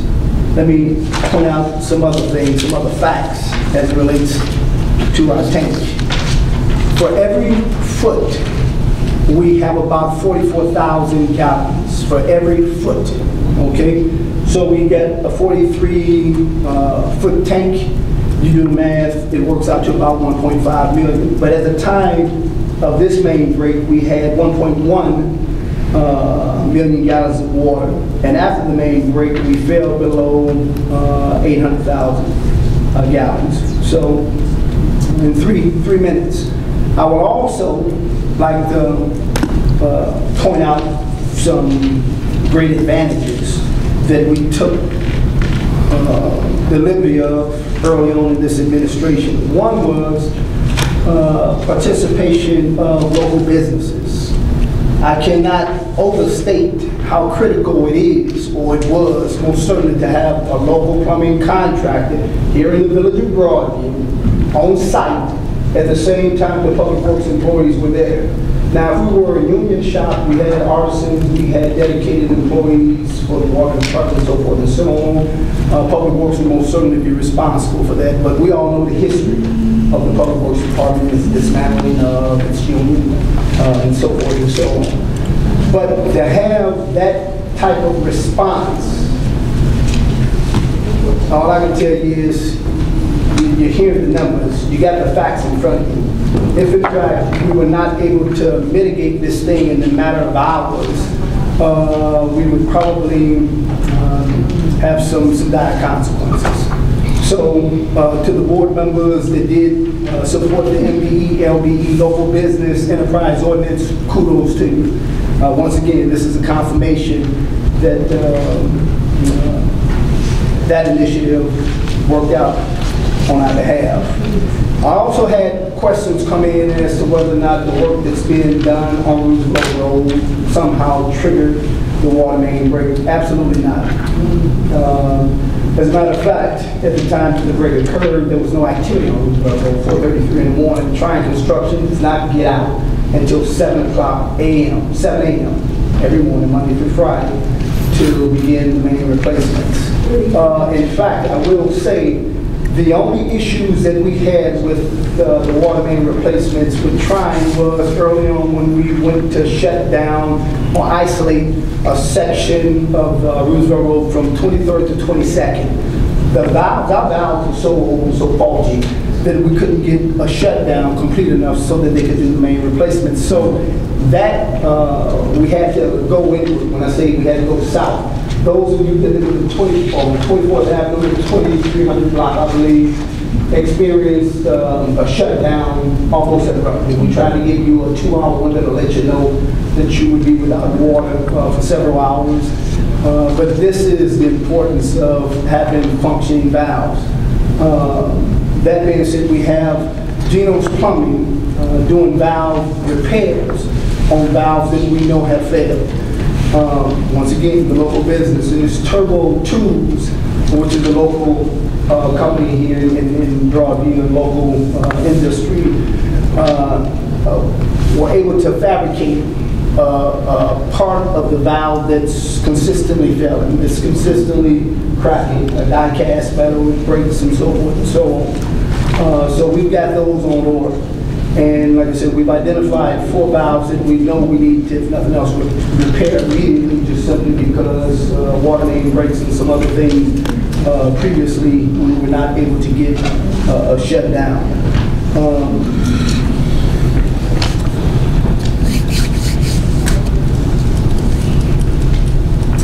The new station, that Mayor Jones and Mayor Puglia from Westchester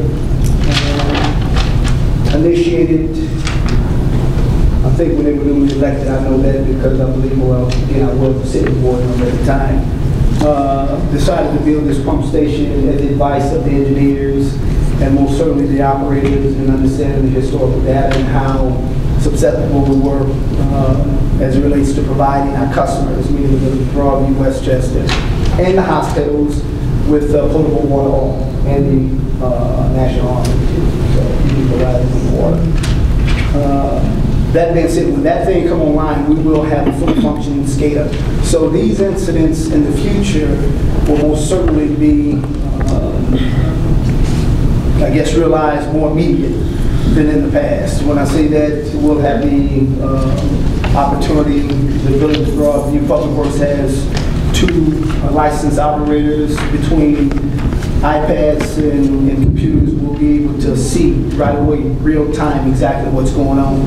So if in fact we do drop below the threshold of 20 PSI, in the future we'll be able to get that more water order out more immediate, as opposed to, like I said, having to wait for somebody to come in and report to us. So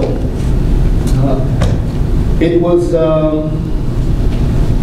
an interesting morning, flood-like conditions, trying to find manholes and valves and those things is, you know, but I thank God it could have been worse. I think when we had the main break back in 2009, we were under about 4 or 5 feet of snow. So I'd rather fish around and have to shovel the tracks and what valves need to be shut down. But, you know, and without, you know, making light of the situation, it is critical. It is critical that somehow, some way, the Village of Broadview figured out how to replace the water mains, most certainly the arterial mains, the transmission mains. So I know everybody wants to get about it. We got a long agenda, so I'm going to conclude there. Thank you, Mr. Ames. Questions or comments from the board, starting with Trustee Marino.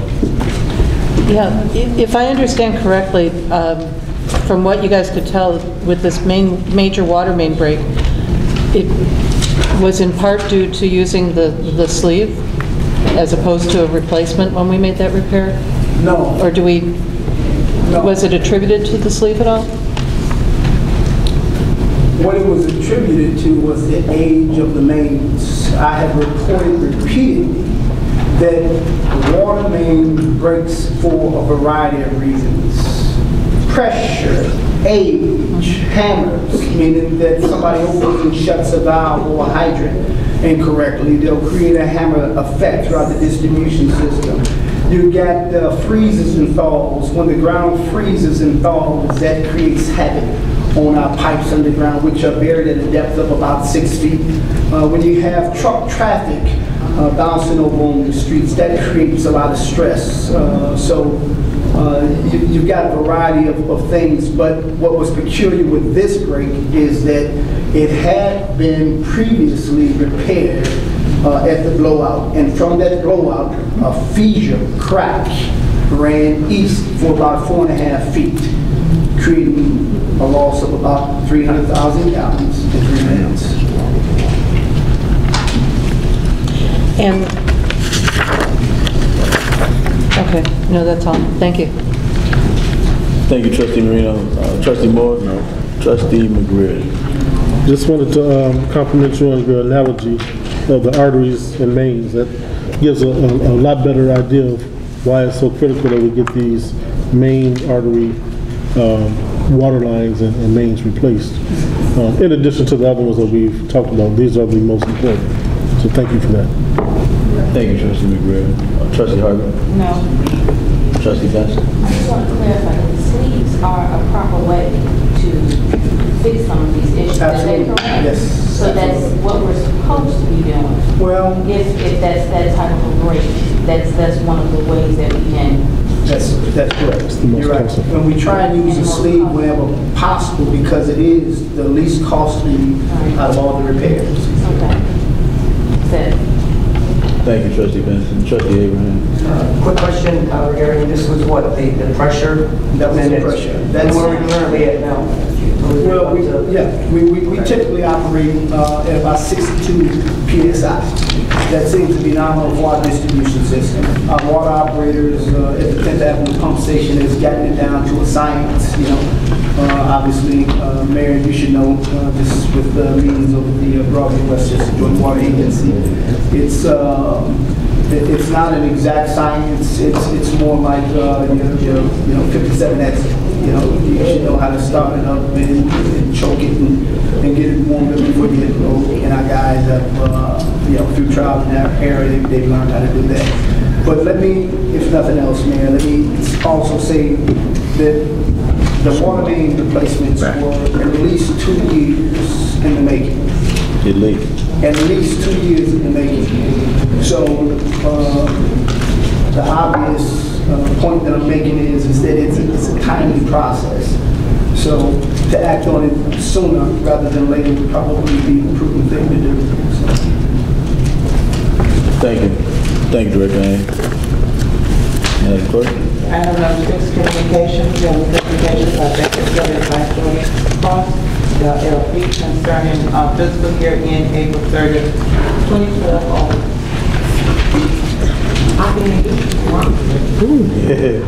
Mayor Jones, Board Trustees, community, remember, this is Jason Cole's partner with our audit firm, Baker Tilly, John Cross. Jason, take it.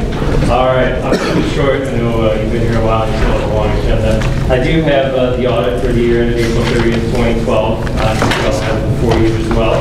I should start off by saying thanks to Jan and the Finance Department for getting us through another year's audit. It's always a lot of work for Jan and everyone in the Finance Department when we come in and invade their space for a couple weeks and ask for a lot of information, a lot of questions, and we appreciate her making it go as smooth as she does. As far as your report for the year, I always like to point out on page 1 is our audit opinion. Your opinion hasn't changed from the past years. It continues to be what we call an unqualified or clean audit opinion. It means all the information in here can be relied upon and all material facts. Right after the opinion is a section called the Management's Discussion and Analysis, starting on page 3. If you look at nothing else in this report, I encourage you to at least read through the Management's Discussion and Analysis. It kind of summarizes what occurred during the year. Jan does a good job of putting this together. On page 11 are a couple of pie charts. I think the one on page 11 in particular is helpful in showing where the funds of the village are going. Over 80% of your funds are going directly back to services in the community like public safety, highway, and sanitation. So you're giving a lot directly back to the community in that sense. Flipping over a couple pages to page 15, this is what we call your statement of assets. Kind of takes everything the village has and puts it down here on this balance sheet. There's 2 columns, governmental activities being most of the funds of the village, and the business type is your water fund.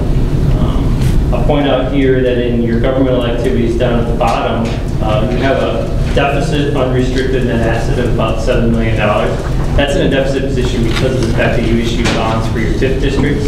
You have debt on the books for the TIF bonds, but unfortunately, we don't have an asset that's associated with that, not a tangible asset that we could put on your balance sheet anyway. Obviously, you've used those funds to invest back into the economic development of the village, which is always a good investment, but accounting doesn't allow us to put any sort of asset on the books for that. So if we didn't have those TIF bonds, you would be in a positive position there, and that's not uncommon. A lot of municipalities that have TIF debt show this deficit fund out, and so I just want to point that out. It's not necessarily a bad thing because it does relate to those TIF debts that you have outstanding. Flip over a couple pages to page 18 and 19. This is the balance sheet funds that you're used to seeing on a regular basis.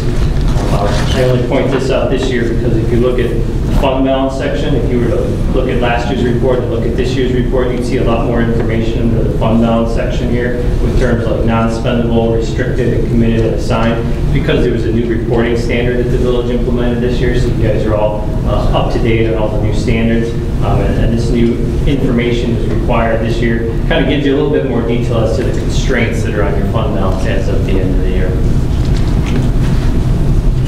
Flipping a couple more pages here. This is your income statement for all the funds. So at the top you see the money that's coming in the form of revenues.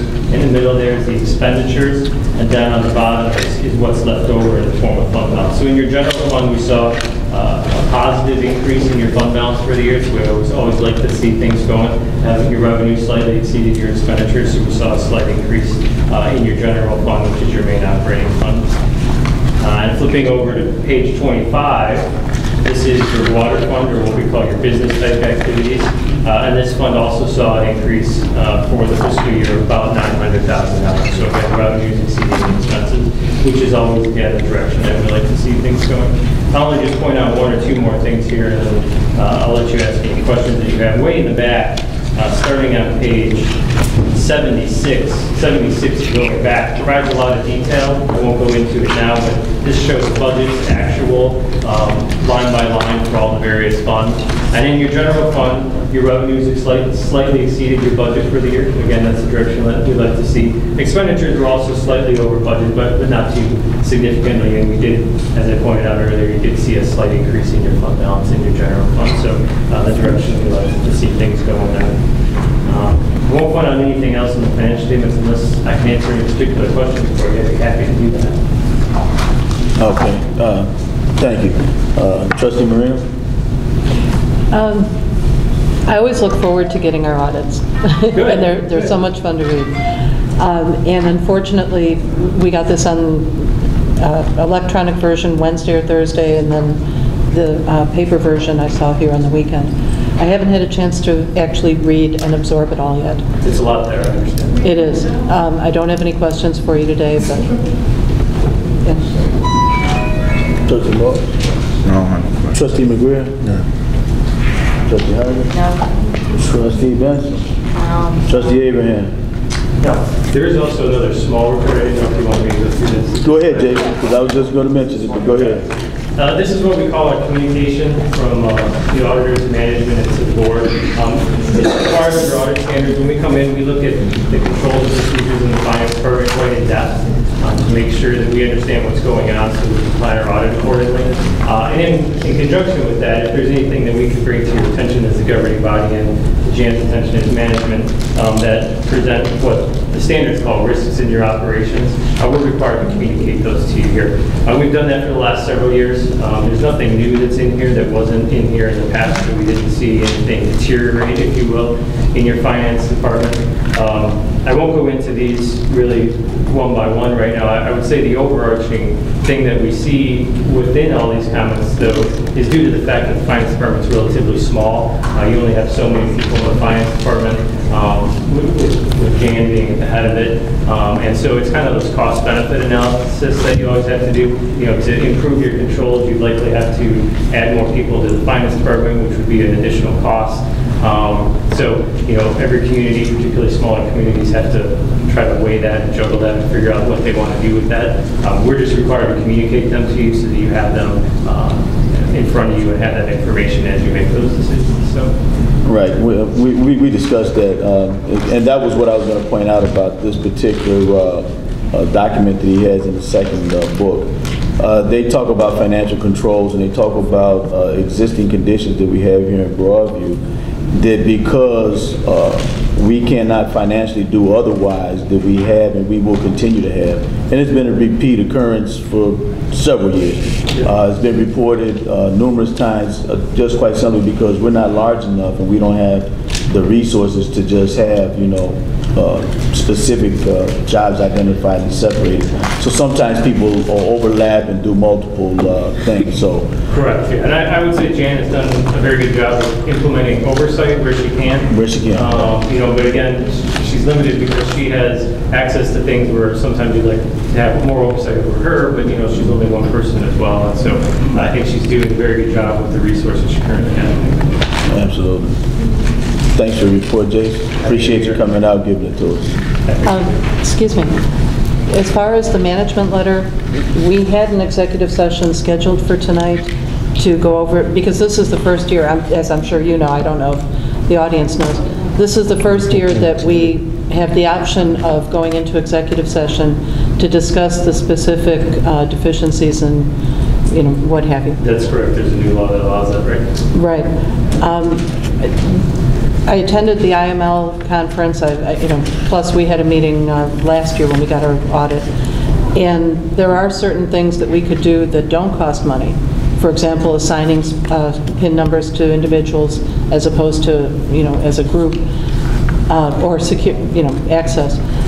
And there are other things that we can do as a board where we can say, okay, we can't afford to hire more people, but we can pick up some of the slack in terms of some of these deficiencies in checks and balances. So I don't know whether or not we're still going to try to meet with you tonight. I hate to keep you here, because we really haven't even started our meeting yet. But I would hope that we'd get a chance to discuss these, because I do believe that there are certain things that we can do, within the limitations of our staff. Sure, so. sure.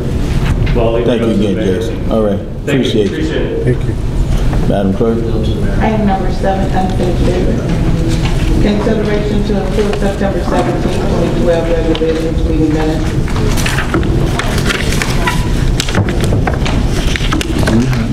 I make the motion to approve. Second. Okay, it's a motion by Trustee Hargreaves and second by Trustee Morris.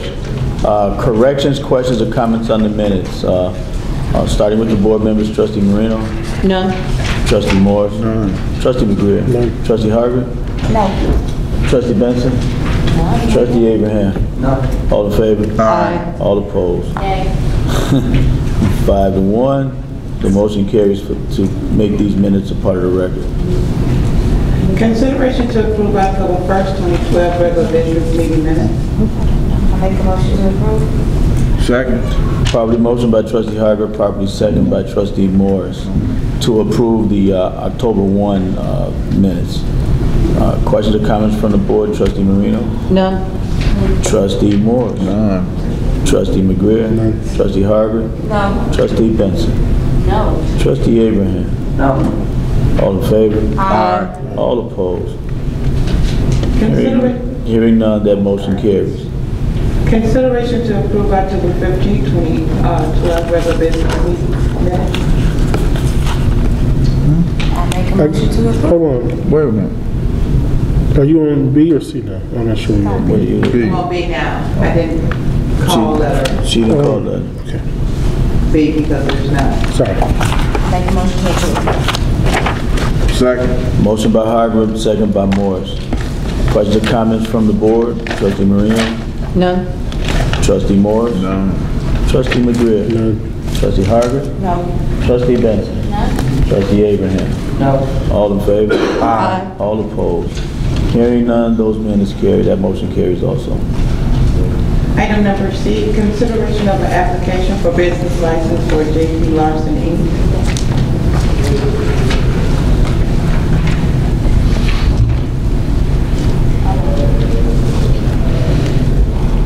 I make a motion to approve. Second. Okay, it's been motioned by Trustee Benson to approve the business license for J.P. Larson. Is anyone from J.P. Larson in the audience tonight? And it's been seconded by Trustee Abraham to approve the application for business license for J.P. Larson. Do you have something you want to add to this, Mr. Upshaw? Mr. Mayor, Board, their application was submitted a couple business meetings ago, and I met with Trustee Benson, and she requested that some information be changed on their initial application. Their initial application had their corporate headquarters and not the location that they were using as storage in the village of Broadview, which was 2709 South Avenue. That's since been corrected, and I submitted that to the board. Okay. So this is at 2709 South 9th Avenue. That's fine. Is that what you're looking for, Trustee Benson? Yeah. I would have gave it. Any questions or comments from, well, I guess they're not here to even ask any questions. Do we have any considerations from the board otherwise? Trustee Marino, Morris, McGreer? No. Hargreaves? Abraham? Okay, all in favor? Aye. All opposed? Hearing none, we'll welcome Larson to the town. Item number 7D, consideration of an ordinance approving a development agreement by and between the Village of Broadview, Image Media Advertising, Inc., Mark Express, Inc., and Yolanda Matthews for the Village of Broadview, County of Cook, State of Illinois. Motion to approve. Motion by McGreer.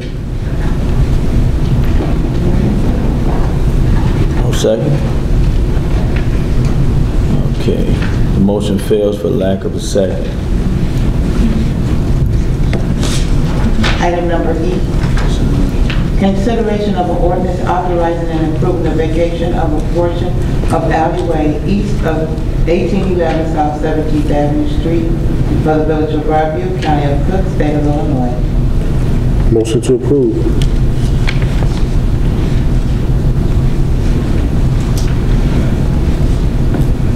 Okay.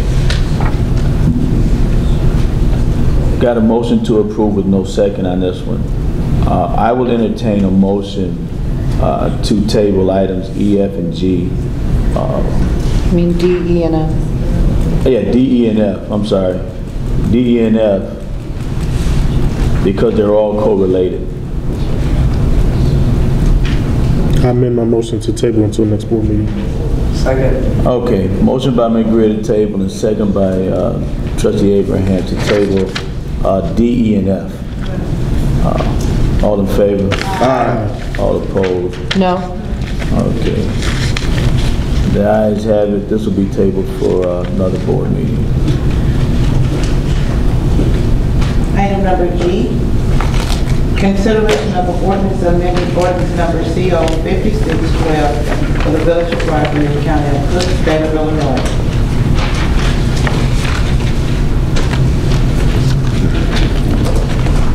I make a motion to table to the next scheduled board meeting. Second. Properly motion by Trustee Harger, properly second by Trustee Abraham to table item G. All in favor? Aye. All opposed? No. And the ayes have it 5-1.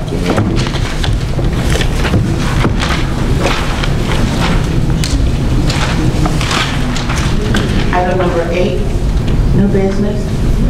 A, consideration of a motion authorizing and approving the fiscal year ending April 30th, 2012 audit report by Baker Tilly Vice LLP for the Village of Broadview, County of Cook, State of Illinois. Motion to approve.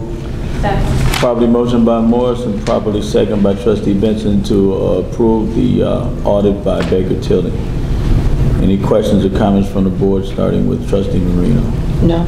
Trustee Morris? Nope. Trustee McGreer? No. Trustee Harger? No. Trustee Benson? No. Trustee Abraham? No. All in favor? Aye. All opposed? Hearing none, the ayes have it. Item number B, consideration of an ordinance providing for the issue of not to exceed $950,000 general obligation limit tax bonds, Series 2012 of the Village of Broadview, County of Cook, Illinois, and for levy of a direct annual tax to pay the principal and of interest on said bond. Motion to approve.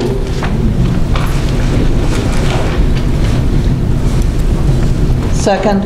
Okay, properly motion by Trustee Morris, properly second by Trustee Marino to approve this particular ordinance. This is our annual rollover bond that we do annually. You want to Tom report? Brady with George K. Bond Company. Bill Hofer, I believe, was here with your last meeting explaining about the rollover bond, but he wasn't able to make it tonight, so if you do have any questions, I'll be here to answer. Why don't you just re-emphasize exactly what we're doing so that everyone In knows? 2003, the village did a bond issue that leveraged their ability to offer or to issue non-referendum GO bonds. So every year, that committed them for 20 years to a small rollover bond every year to pay the debt service on the larger bond issue. And that is what the purpose of these bonds are So we're about to 2021 with this? for. I believe the final maturity is 2022. Okay, thank you. Any questions? Go ahead. Yeah, I do have a question. One of the items that we just tabled, and this is the reason I voted no, was a request by George K. Baum to be designated as a placement agent as opposed to underwriter. And the reason that I voted no, like I said, is because we're getting ready to approve the bond sale. So if we're selling the bonds, this is still up in the air. Hold on. Okay, I want to know what the status would be with the bond sale, you know, given the, I mean, I assume you're still the underwriter at this stage. Well, we are acting more as a placement agent in this transaction. Whether or not we are underwriter or placement agent, there's still a bond sale. But because your local bank, MB Financial, has agreed to purchase the bonds, we didn't make a bona fide public offering to the rest, to the market. So we negotiated with MB Financial. Because we did that, it's a private placement as opposed to a public offering or an underwriting. But I mean, if we are approving the bonds, does it, because we've tabled this to the next meeting, which won't be until after the bonds are sold. The bonds would be sold as of December 1st, correct? Yeah, Right, and the next meeting is not until after that, so... Your bond ordinance sort of corrects, it's just a matter of semantics as it relates to whether he's a placement agent or an underwriter. The ordinance represents that he's a placement agent. He's directed a letter to the village representing that he's a placement agent. It shouldn't have any effect on that at this point in time. If the current ordinance that you review does specify this such. So these bonds would be sold with the with George K. Baum acting as placement agent, not as underwriter. Correct. So, and yet we have a contract with them as underwriter. Right, we have a contract with underwriter, and as an underwriter, but you sent the letter, amending the contract. You've now, if you do pass this ordinance, we'll have basically represented that he is a placement agent. That's what this ordinance does. This ordinance, the bond ordinance, distinguishes him as a placement agent. Yeah, it does mention him as a placement agent, yes. I think it's page 3. And yet you're still getting the full 1% commission, underwriting commission. You still want the 1% commission as placement agent, even though that was as underwriting. The exact same thing. Only thing they're not doing is going out to 5, 6, 50 banks trying to sell these things. Because they have one client. That's the only thing they're not doing. They still have to do all the filing. And as we've discussed in other bond ordinances, bond underwriters typically charge anywhere from 1 to 3%. So their 1% is actually on the lower end of some bond underwriters. I refer you to the other one that you did recently. So the 1% is more than reasonable, and they actually still have to do all the filing, all the paperwork. I'm sorry, I didn't know who you were sitting up there. I said I knew it was, yeah. But that's what they told me. Nobody told me, so I had to back. I didn't know either. Yeah. So they're doing all the same things. They're doing all the same things that the... But because MB Financial, before a public offering took place, stepped up and said we would like to purchase the bonds, we wanted to change the record to make ourselves a placement agent as opposed to an underwriter. As I mentioned before, because making us an underwriter, we have to represent that we made a public offering, and that wasn't necessary. It's just like a free agent in So all the the contracts been required that you put something to us in writing. And they did that right away. Immediately. All right. Let's keep it moving. Is that it, Trustee Marino? Well, except to say that I'm not comfortable with making that change. The first thing I did when I first received this was write back to Mr. Finaro and ask you what the difference was. I never got a response. And since then, I've been doing my own research, and I agree with the idea of a direct placement, and this is the same purchaser that we've been using for the last 3 years. It just seems to me, and in fact, one of the things, and I made a copy of it for myself, this was from a publicbonds.org, one of the discussions about underwriting versus placements, and it says, in recent years, some issuers have bypassed placement agents and done private placements directly with the investors. And from what I've been able to understand, and I know this is very complicated, I don't pretend to be an expert, but from what I've been able to understand and people I've had discussions with, it seems to me that there is a big difference between an underwriter and a placement agent. The underwriter earns their fee because of the risk that they're taking on. You know, you're purchasing the bonds from us and then hoping to resell them at a profit. So you've got that risk, you've also got the liability of representations to the buyer, you know, that type of thing, which you don't have that same level of risk as a placement agent. So once again, I would say if we're changing your designation, and it would seem to me it would be appropriate for us to also revisit your fee. The bond's already sold. And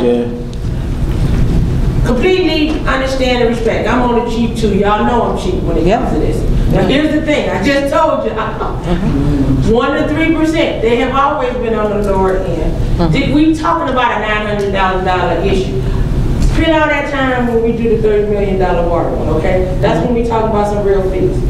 We talking about a $900,000 issue where they have been here and they do all the stuff for us year after year after year, including the negotiation with the bank. We got a cheaper rate, interest rate, than we even did last year. They went from 3.75 to 3.5. They're their money. Leave them alone, give them paid. Let them go. Thank you, thank you, thank you. Thank you very much, Dan. Appreciate it. Okay, we'll take it up next year. Trustee Morris? In advance. Trustee McGrath? Thank you for your work, thank you. No. Trustee Harvard? Trustee Benson? What you guys saying? Yes. This is completely off from you now. Jan, did any, or I don't know, finance director, did any of us bring any of these concerns to you prior to tonight? We can still. No, we're not allowed to speak with her. She doesn't have to respond. We can still bring that issue, and the department chair is sitting up here as well. So I sit on finance. Nobody's brought this to me. So regardless, I'm just saying, I hate when we do this. At 10 o'clock at night, we got people sick. Well, absolutely. Well, okay, that's your turn is over. Hold on. Thank you. Point of order. Point of order. Let's roll. Trustee Benson? Well,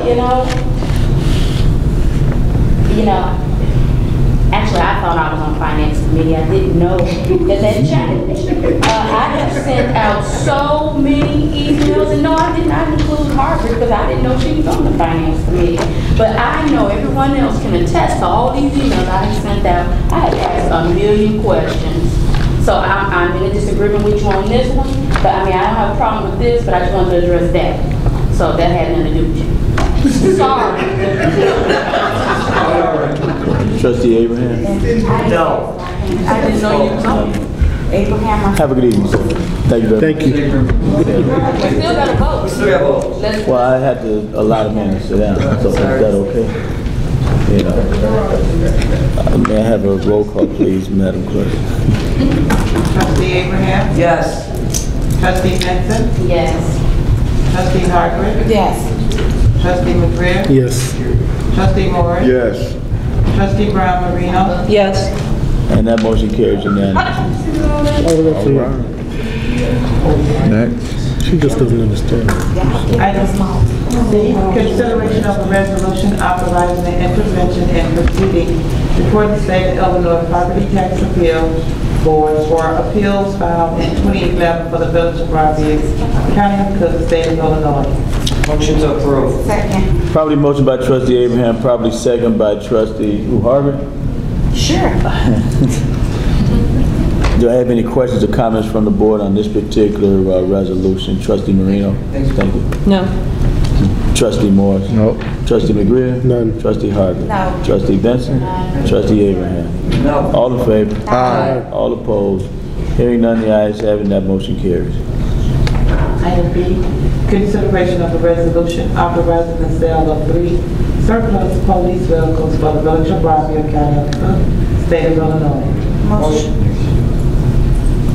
Motion to approve. Second. Probably motion by Trustee Harvard, probably second by Trustee Abraham. You want to talk about what this one is? Ms. Harvard? No, the inventory specialist is over here. Abraham? A few months ago, I given a report, in a department report, committee report regarding looking at our surplus vehicles and evaluating our vehicles. And certain vehicles I reported were being transferred to different departments, and then there was 3 vehicles that were going to be put up for either auction or for what they're going to be doing now is trading them in. So it came out to the best situation to trade these vehicles in. The chief was able to secure the amounts for them. Fantastic. Questions or comments from the board? Start with Trustee Marino. No. Trustee Morris. No. Trustee McGrath. Good work, Chief. Trustee Harvard. No. Trustee Benson. None. Abraham. No. Okay.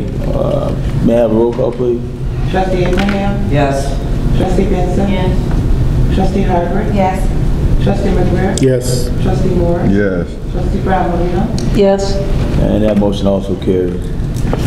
Item E, consideration of an ordinance authorizing the execution of the IMLRMA minimum maximum contribution agreement for the Village of Broadview, County of Cook, State of Illinois.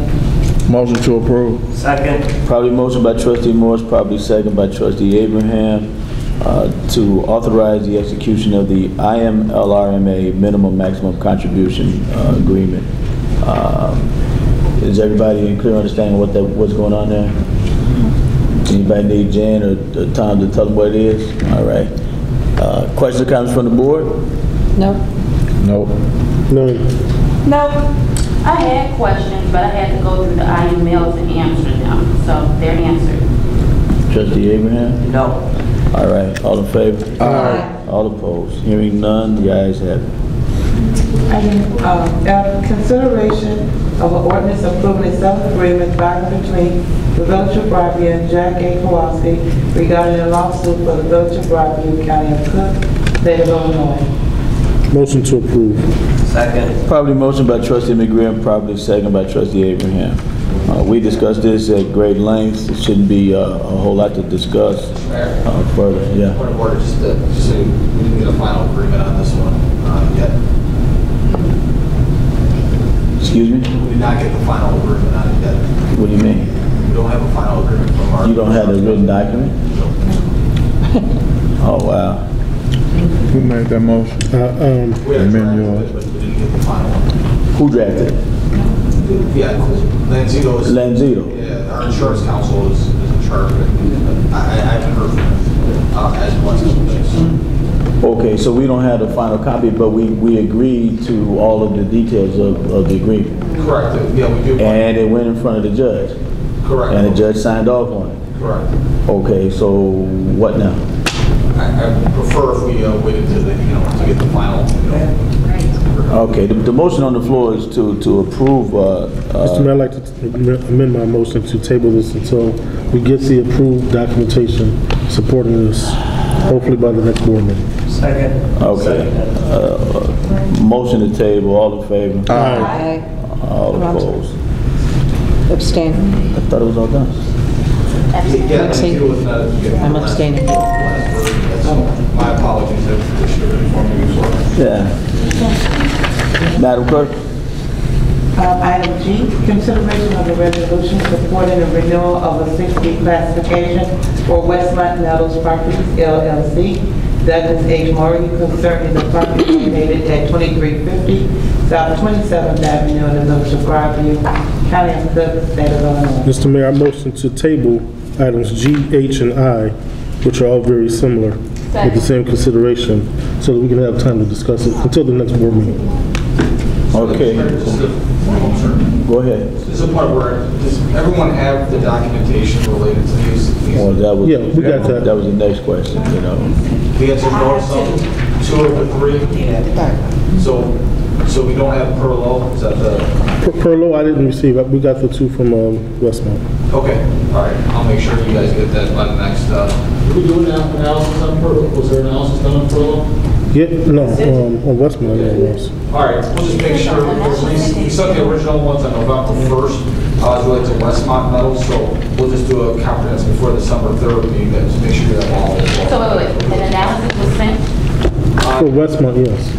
But I think Finance Director Baptist sent out the Perlo one, so we'll just get them consolidated in one email and be out to you tomorrow. Westmont was probably 3 or 4 weeks ago. It would have been for me. Yeah. We talked about her though. Yeah, Westmont was from you? Right. Yeah, we got that. We didn't see. I don't know about that. And they're with us tonight. I sent Virgo to the attorneys October 25th, 2012 at 10:52 a.m. Okay, the motion on the floor is to table agenda items G, H, and I. The motion is to table these agenda items. Well, I mean, you all were talking, so I thought I could talk. Well, the attorney wanted to interject to just make sure everyone had all the documentation. Okay, then no. Yeah. Okay, we got that. All in favor of the table? Aye. All opposed? Hearing none, these agenda items will be tabled to the next board meeting. J, consideration of an ordinance authorizing and approving an employment agreement between the Village of Broadview and Jose Camacho for the Village of Broadview County, State of Illinois.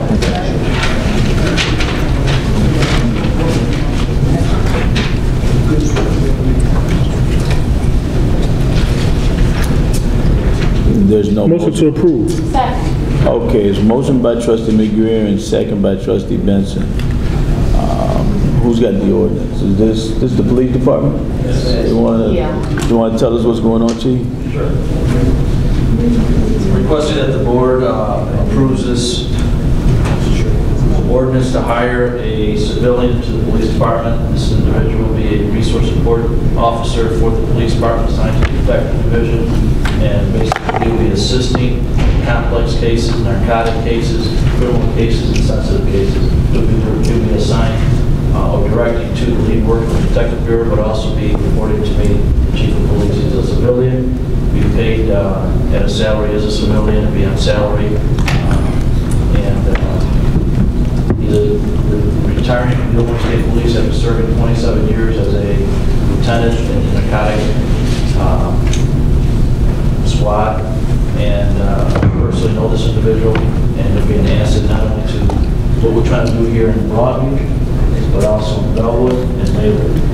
So he'll be furthering cases. He'll be assisting with the federal, he's assigned to a federal task force right now, so we'll be working with federal task forces, DEA, FBI, ATF, and the IRS.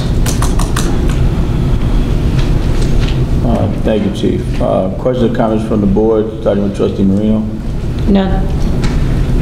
Trustee Moore? None. Trustee McGreer? None. Trustee Harger? Yes. I did receive the agreement for Mr. Jose. However, I didn't see anything about his resume or background experience other than, I guess, what you told the board. I missed that executive session. So who did that go to, as well as did he go through the civil service department to be cleared? Like, what was the process for hiring? I don't understand your question.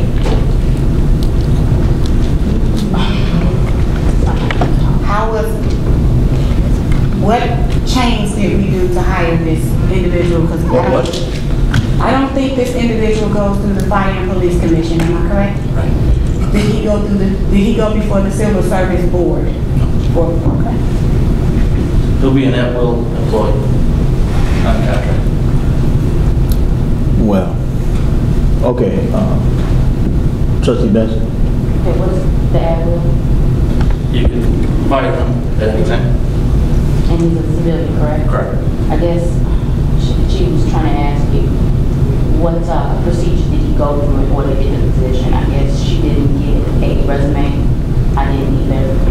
She just wanted more information regarding the civilian that you hired. Even though you did give us great detail regarding this at the last executive session that I did attend, and you did talk about it, you had made space for this particular person with some of the lateral moves. So I think that's what her issue was. Also, she's asking me. Well, I mean, some of her concerns are valid, so I'm just bringing them to light. Although I don't have a problem, I'm just bringing them to light. Maybe you didn't understand her good enough, but if it's something somebody up here needs to know or wants extra information, I hope that they get it. I hope that they can get it like I couldn't get some of the information I was trying to get. So I just hope that they get it so that they can make a great decision up here. Okay. That's my only comment. Trustee Abraham? No. Okay. In tailgating on the trustees, I would suggest this.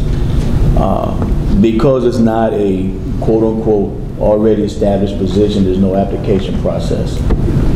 Maybe for their edification, maybe we should get a resume from them having submitted the same way we had people apply for the police chief, the fire chief, and everyone else. Maybe we should, As trustees have to apply the same way through a resume process, you know. I remember that. What are you talking about? I'm just saying another person that had to apply with the resume process was the trustees. No, ma'am. Oh, okay, I'm confused. I'm talking about village employees in the hiring process of at-will employees as it relates to the village. So, having said that, I submitted that packet to everyone, and I also provided that information at the executive session where I attached the resume of Mr. Camacho, Lieutenant Camacho. Yes. So, But that's probably why she didn't get it. oh, okay. that she wasn't, Then she should have called me prior to this, and I would have given it to her. right. I have mine, but I didn't bring it with me. You did, we did receive that. Well, all I was doing was reiterating what they were saying about the hiring process, that's all. I've already seen it, I know the history, but that's the only point that I wanted to make, because it's not an application thing. Did not have to go through the commission or anything to get the position, and he's being hired as a civilian, as opposed to being hired as a sworn police officer, so to speak. And he's doing more than, he's not on the street, he's not an on the street, and I'm paraphrasing this, Chief, you tell me if I say something wrong. He's not an on the street officer, he's not going to be uniformed. He does have the ability to carry firearms, if I'm not mistaken. But most of what he is going to be doing is going to be investigative work and desktop work for the most part. Right, wrong, indifferent? That's he'll be assisting the detective division and a lot of analytical, but also providing a mentoring, coaching, educating. But, you know, sir, for the point of order, I did send it to all the members of the Public Safety Committee on October 11, 2012. The entire packet. Okay. Well, My comments were strictly on her not having the information. I have no problem with this, or it shouldn't really matter. I understand. I just want to make sure that she's getting whatever she needs. But the perception is that I didn't do my job. No, that is not the perception.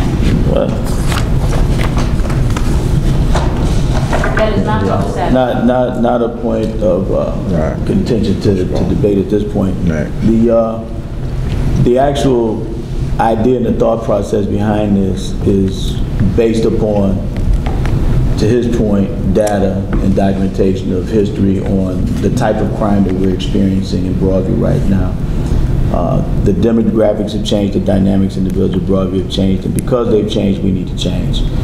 And those individuals that we have on the force today are just not completely prepared and equipped to battle with, you know, the things that are out there right now. We're not the Chicago Police Department. We don't have an entire detective unit or TAC unit anymore due to layoffs and some other things. So for someone having that type of knowledge base and talent and information and skill set, I just think it's a good thing to have for the police department if in fact it fits within our budget. And if it fits within our budget and it can enhance what we do, providing protection and serving the public, so be it. That's my 2 cents on it. With that being said, I'll entertain a roll call vote. Madam Clerk. Trustee Abraham? Yes. Trustee Benson? Yes. Trustee Harper? No. Trustee McGreer? Yes. Trustee Morris? Yes. Trustee Brown Marino? Yes. And that motion carries 5-1. Item K, consideration of a motion for approval of Kevin Wagner as Deputy Chief for the Village of Broadview, Police Department, County of Cook, State of Illinois. I would like to make a motion that we approve items K, L, and M all at the same time. Second. Properly motion by Trustee Hargreaves, properly second by Trustee Abraham to approve the last 3 agenda items. Any questions or comments from the board, starting with Trustee Marino? Well, only that it seems to me that this is something we should have done before the promotions were sworn in last time. And it's not the first time that this has happened with us. I would prefer to have done it before the swearing in. But other than that, I'm just as happy with the promotions as I was when we swore the guys in. So. Thank you, Trustee Marino. Trustee Morris? No. Trustee McGreer? None. Trustee Hargreaves? No. Benson? No. Trustee Abraham? No. All in favor? Aye. All opposed? Hearing none, That motion carries for the last 3 agenda items. Item 9, application for the Lord Expense Fund, we have none. Item 10, committee reports, building, public property, trustee Abraham. Yes, good evening, residents. I'll keep it very brief. One, I met with Triumph Construction before the meeting prior to them starting any replacement and repairs on Roosevelt Road, just so you know. So they did answer all my questions. Item number 2, I did meet with Commissioner Upshaw as regarding maintaining our foreclosed and vacant properties. He is putting a plan in place through the end of the year with the snow coming on, with the climate change and the weather. Item number 3, I have lifeline screening. We do have information. They're to be here in the Village of Broadview Municipal Building on Tuesday, December 4th. We do have information where they would like you to pre-register. And my last item is this, is that I wish everyone a happy and blessed Thanksgiving with your family and friends. So thank you. Thank you. Our next committee report is Business Committee, trustee Benson. Good evening, those that are still here. I have to apologize for being late, as it was, I just couldn't control it. I had to get here a little late today. Have a safe Thanksgiving. I have no other report. Our next committee report is Fire, Police, and Civil Service, trustee Hargrett. No report. Streets, sidewalks, and alley, trustee McGrath. Happy Thanksgiving, everyone. Finance Committee, trustee Morris. Good evening.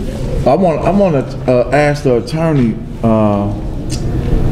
to see if it is any way possible that we can pay those bills from November 5th. I want to see if not introduce them in a different light. Like, you know, I took a bill out of here, which is the service center for $22 to make the total $380,203.21. To see, can I motion that up to be approved, and then we can pay the other bill on the next meeting? Yes, see the problem that it's not on the agenda, even though it was published previously. I mean, it bills been outstanding since October 29th, so I mean, it is critical that they get paid because we do have a prompt payment act, so we have to get this paid. The problem is every time we schedule a special meeting, everyone's got converging schedules, so it's kind of hard to schedule it. You can find something within the next couple of days. Actually, this week, Monday, I think, possible because of the holiday. So, but I can't see a way to pass the bill with President. So why wouldn't they be on the agenda that we have right now? Why? I mean, what happened? You know, I can't speak to the agenda. You know, it's just potentially an oversight. Motion failed and they couldn't go on the agenda to pay the bills. For this meeting. That's right, and that's why you don't see it on the agenda. There was no motion because we didn't have the meeting. I was considering that. The special meeting, the special meeting was, well, I'm gonna talk about that in my presentation. So I mean, but what do we do? We need to. We're gonna have to put it on another agenda. I mean.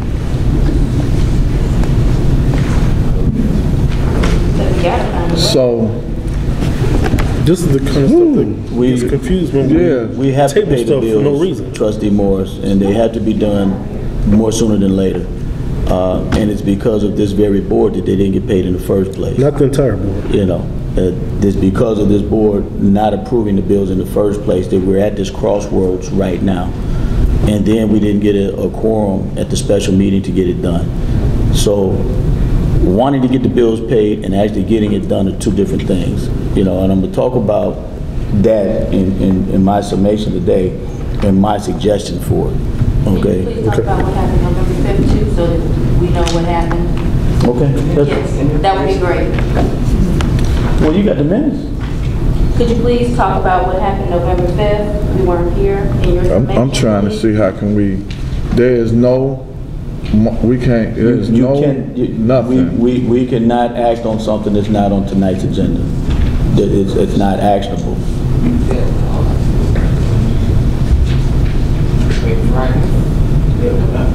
do you want to get a consensus, Mr. Mayor, as to when the next available time of these? How many hours do we have to wait for it to be posted? It's got to be posted for 48 hours. You have the holiday. You got the holiday of Thanksgiving. Show up at Wednesday at 10:15. I'll be on it. What to do? Thursday's the Thanksgiving holiday. Obviously, Friday would be a possibility, or Monday. It would only be a 5-minute meeting this evening, unless there's major discussion regarding the bill. So we could do it Thursday. I'm just saying, I'm just saying, I mean. Legally we can. Legally we can do it, we could do it Thursday. As early as Thursday. I'm just saying, legally. I mean, we all won't be in the neighborhood. Well, we didn't say it was realistic. He just said legal. I'm just saying, okay. Thursday actually Friday. Friday. Wow. Or Monday. No, Friday.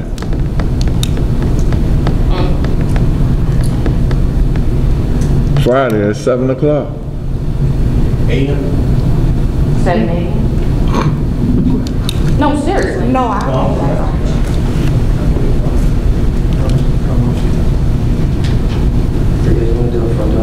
I mean. I'm okay with Friday. okay. Is that the rest of your report?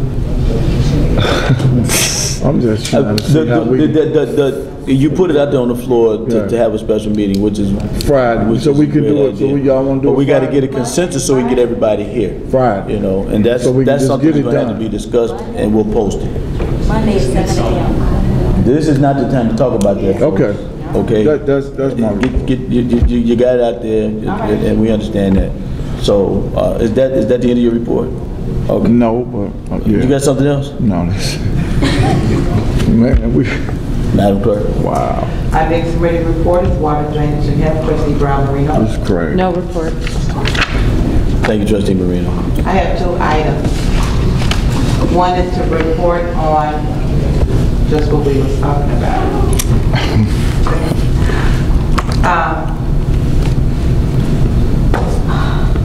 November the 5th, that item was motion to fail.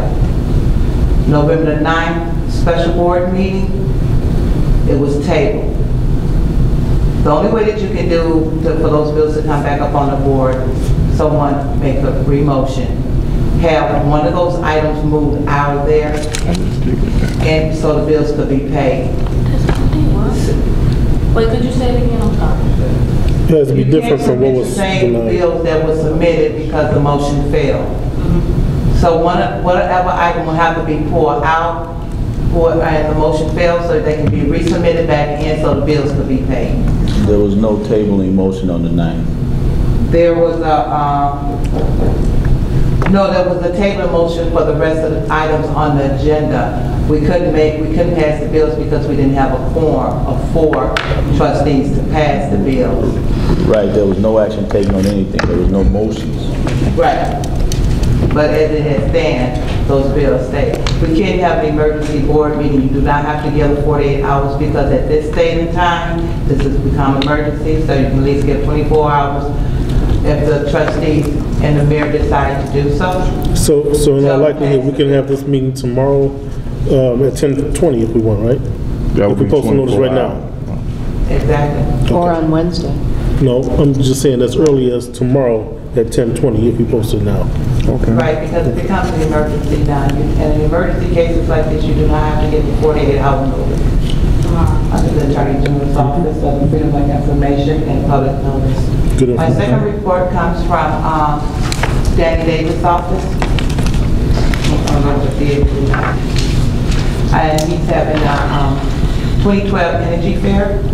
And for those who are interested, on December 1st from 10 a.m. to 2 at Malcolm X College, he will be hosting an energy fair where you can get a one-time grant payment towards your ComEd, People's Gas, or Night Court bill. And that concludes my report. What is that fair again? Pardon me? What is the fair again? The fair is December the 1st from 10 a.m. to 2 at Malcolm X College. Thank you. That was my report, President Jones. Okay, I've got a couple of things. I'm going to respond to some of the comments that were made early on in tonight's meeting. The first comments, there was the comment about raccoons and possums and garbage and properties in disrepair. The village of Broadview does not have a dog catcher. Okay, so we don't have animal control within the village of Broadview. If you've got a problem like that, you need to contact the building department, talk to Mr. Upshaw's office, and report whatever the situation is that you have going on in your neighborhood. Whether it's stray cats, raccoons, possums, or squirrels. And same thing with your neighbors. If you've got an issue with your neighbors and the garbage in their homes being in disrepair, you just have to report them. The village will go out and do an investigation and give the individual some direction on what to do. Plastic bags should be paper bags, and they should be tagged properly. And what else was it? Stickers, cans left out on the curbs for days. I don't know that we have a village ordinance for somebody not removing their cans exactly on time and what that time limit is, because every section of Broadview is collected on different days. So the question is how do you police it? You know, unless there's some neon sign on each corner that says that this is collected on this day, the building department may or may not know who gets collected when, where. So, you know, absent a consolidated list like that, I don't know. But if someone has that issue, please contact us. We'll go out and we'll address those individuals. As it relates to the bills and the fact that they did not get paid, it's unfortunate that this board decided, although we know that we have a Prompt Pay Act in place, that they did not pay the bills timely. More unfortunate is that we had a special board meeting and could not get a quorum here to pay the bills and get them paid timely. And even more important and more disastrous to that was the sin of omission on tonight's agenda, because it should have been on tonight's agenda, in my opinion. What we do have is we have an obligation to pay for goods received and services rendered. If you did some work for somebody, you'd expect to get paid. I know if I did some work for somebody, I expect to get paid. In some cases, we have contracts that are recurring contracts that should be paid every month anyway, because they're contracts. The issue about the chairs. You can't fault Director Range or any other director for a scrivener's error on something that says office supplies or whatever the case may be. Although Director Ames is a contracted employee, he is also an appointee of the mayor, as was the police chief and the fire chief. He is a department director and official, and he has all the responsibilities. Therefore, he has all the other perks that all the other department heads has. He's entrusted with village employees, village equipment. He's responsible for your water, your streets, and your safety and your well-being just as much as your police and fire department are. He should be entitled to, and if it were not Matt Ames, if it was Tom Smith, he would be entitled to the same rights and privileges of any other department head manager. And for you to point out that he's a contract person, and why would he have a village credit card? Because if a department head walked into the village office and said that, you know, I'm making a purchase for the village and I'm going to use a village credit card, it's the proper thing to do. And there is a custodian of the card, and it's not Mr. Ames. So Mr. Ames does not walk around with a village credit card in his pocket, folks. I don't walk around with it. I've got one. I never activated mine because we have a village credit card. I don't need to use the one that I have. My credit card has still got the tape on the back of it that was issued to me when I got it. But the point that I'm making is quite simply this. We're always far too critical about things without looking at the bigger picture. Jan reported in her finance report today that we have been holding the lines on expenses across the board. The department that Matt's the chair of happens to be one of the best performing departments that we have as it relates to expenses versus expenditures. Expenditures versus revenues. Expenditures versus the budget. So if you want to do your homework and take a look at the actual numbers, let's look at the numbers. Take a look at the historic data. Going back to 2009, where that department was when we got there, where they are today. What do the trends say and where are the numbers lie? Okay, so, you know, now each of the department heads had a $2,000 discretionary spending limit. This was under the $2,000 discretionary limit.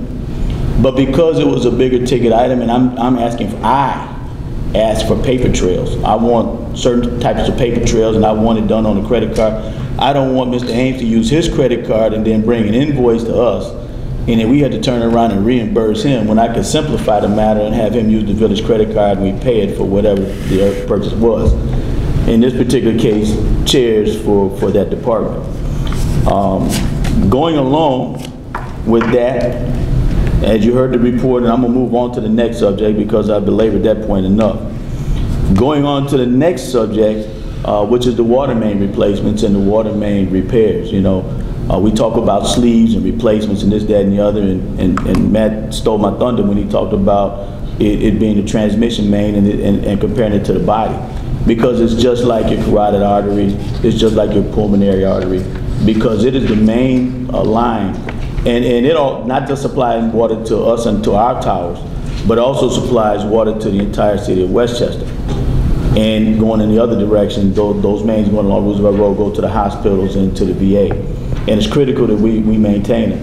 And our worst fears actually happened. One of those mains broke, and we had significant water loss in a really, really short span of time. Two things we were fortunate about. Number one, the fact that we have a local contractor here that does our plumbing. And number two, we were already in replacement mode, and we had the equipment and the material on site to actually repair it right away, to not have to order and wait and have everybody discomforted with our water for an extended amount of time.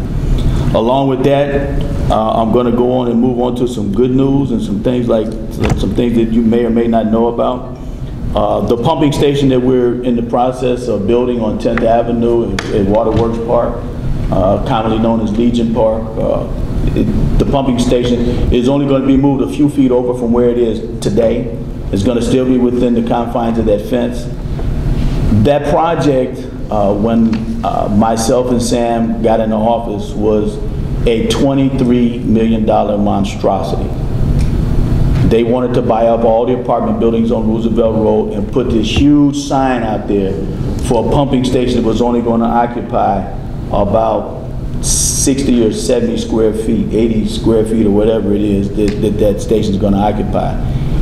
And the first thing that we did was say, well, we don't need all of that. We don't need all the bells and whistles and all the panache that goes along with it. We need a very simple, efficient pumping station, a gray box and behind a fence with state-of-the-art equipment. So we cut 75% of that of the cost of that project out to get the project that you had today. And part of that goes along with us replacing these water mains along Roosevelt Road. You're getting ready to put a state-of-the-art pumping station over there with SCADA that's primarily electronic, and it allows us to do a lot of things that this pumping station doesn't.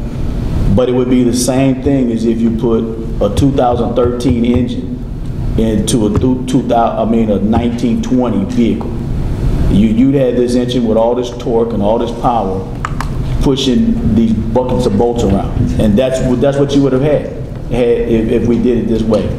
So kudos to these guys for pushing this, and that project's been in place.